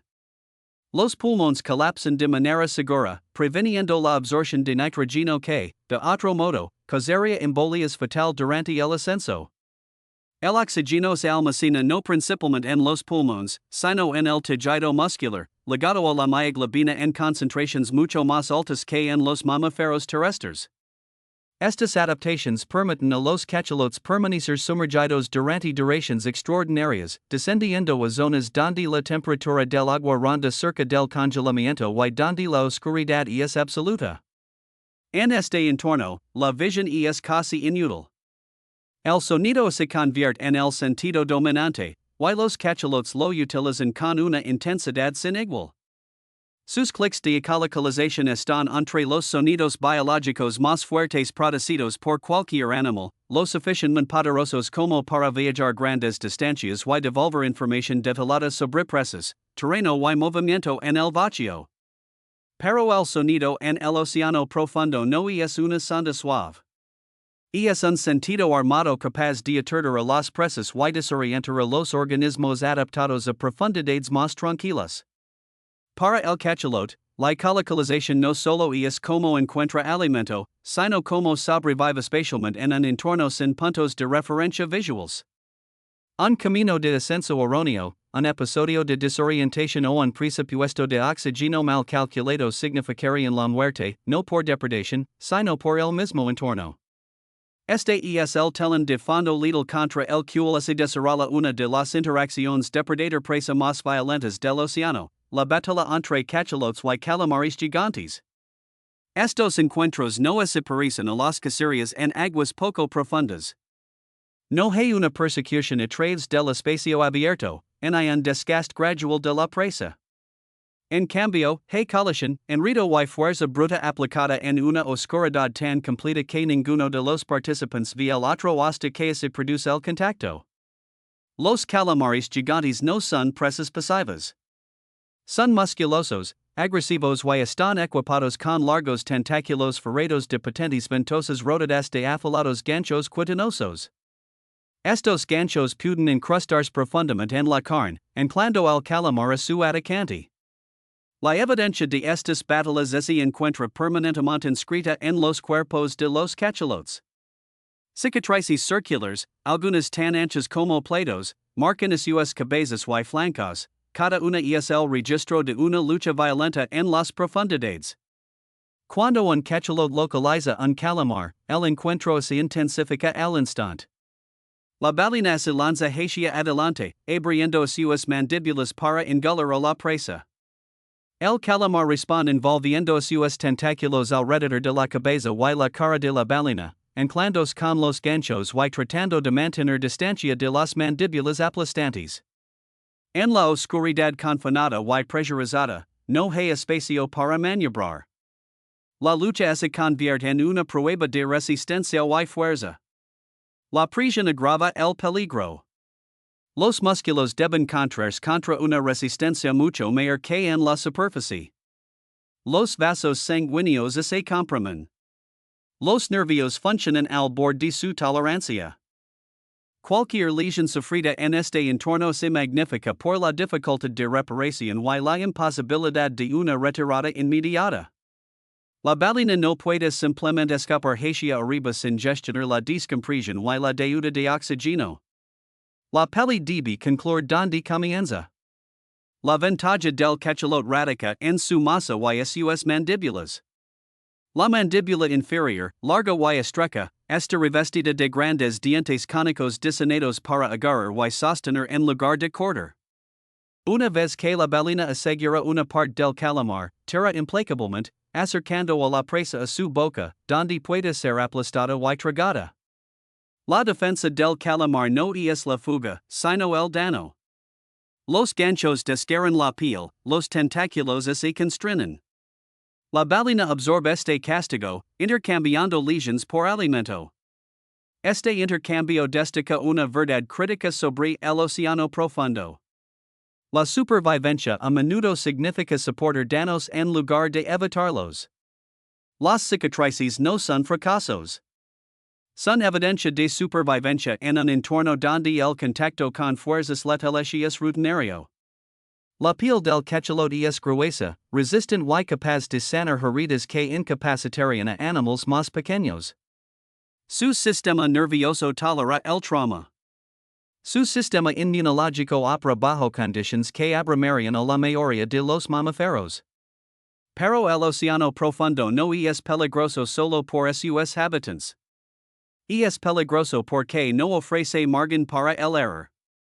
La navegación depende completamente de sistemas internos y interpretación sensorial.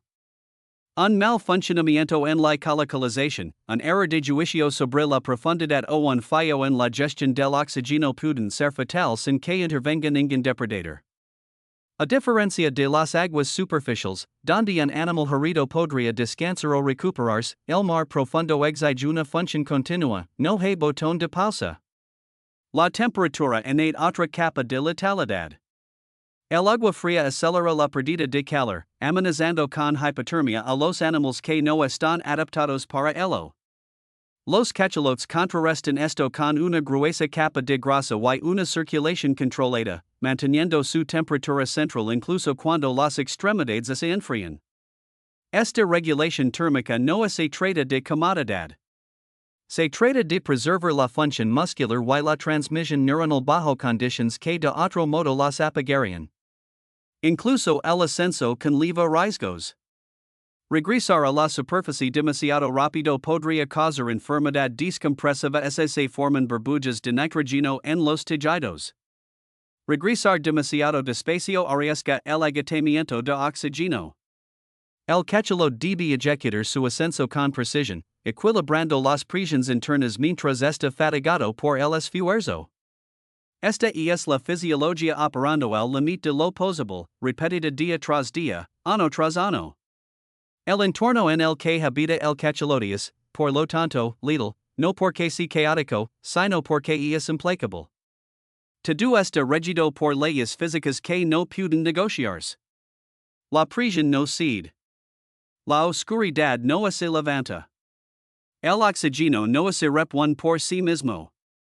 La ballena sobrevive al enfrentar estas condiciones de frente con adaptaciones que se alinean perfectamente con las exigencias de las profundidades. En este contexto, las batallas con calamares gigantes no son eventos extraordinarios. Son peligros rutinarios añadidos a una existencia ya hostil. La ballena no caza calamares por deporut o dominio. Caza porque es aquí donde la comida existe en cantidad suficiente. La capa de dispersión profunda compuesta por calamares y peces que migran verticalmente cada día es la despensa de las profundidades. Etcétera ella require pagar el precio de la profundidad. Aquí no hay espectáculo, ni público, ni floritura dramática. Estos encuentros ocurren en silencio y oscuridad, sin ser presenciados por nadie. Su evidencia aflora solo en cicatrices y contenidos estomacales, en la ausencia de calamares donde han pasado las ballenas. El océano profundo borra su propia violencia rápidamente, dejando poco registro más allá de los cuerpos de aquellos lo suficientemente fuertes como para soportarla. Por lo tanto, el dominio del cachalote no se basa en el terror o la agresión, sino en la tolerancia. Puede tolerar presiones que colapsarían a otros mamíferos. Puede tolerar la oscuridad que desorientaría a la mayoría de los depredadores. Puede tolerar las lesiones infligidas por presas que matarían a otros de inmediato. No es invulnerable, pero es resistente de una manera que pocos animales necesitan serlo. Esta resiliencia configura el ecosistema. Al cazar calamares gigantes, los cachalotes influyen en poblaciones que de otro modo dominarían las profundidades.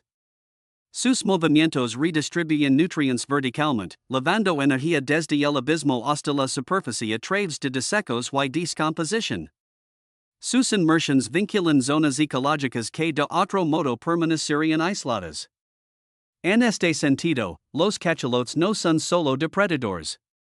Son conductos entre mundos. La zona profunda que habitan no perdona la curiosidad, la debilidad o el error. No permite la experimentación. Exige exactitud. El cachalote responde a esta exigencia no con velocidad o sigilo, sino con resistencia, más y una ingeniería biológica perfeccionada a lo largo de miles de años. Cada inmersión es un riesgo calculado. Cada cicatriz es un recibo. La violencia de este mundo no es dramática como puede ser la depredación en la superficie. Es metódica, implacable y indiferente. El océano no se preocupa de si un animal es poderoso o inteligente. Se preocupa de si ese animal está construido correctamente. El cachalote lo está, y por eso regresa de profundidades que matarían casi a cualquier otra cosa. Al final, la historia del cachalote no es una de conquista, sino de supervivencia en un lugar diseñado para destruir a quienes no están preparados. La presión, la oscuridad, el frío y las presas violentas forman un corredor a través del cual solo pueden pasar los más especializados. Que el cachalote navegue este corredor repetidamente no es un testimonio de valencia, sino de una alineación biológica con uno de los entornos más letales de la Tierra. El océano superficial puede brillar con luz y vida, pero la verdadera prueba se encuentra abajo, donde las reglas son más duras y las consecuencias son definitivas. Allí abajo, en la zona profunda, la supervivencia se gana inmersión tras inmersión, cicatriz tras cicatriz, en un silencio tan completo que incluso la victoria no deja sonido alguno detrás.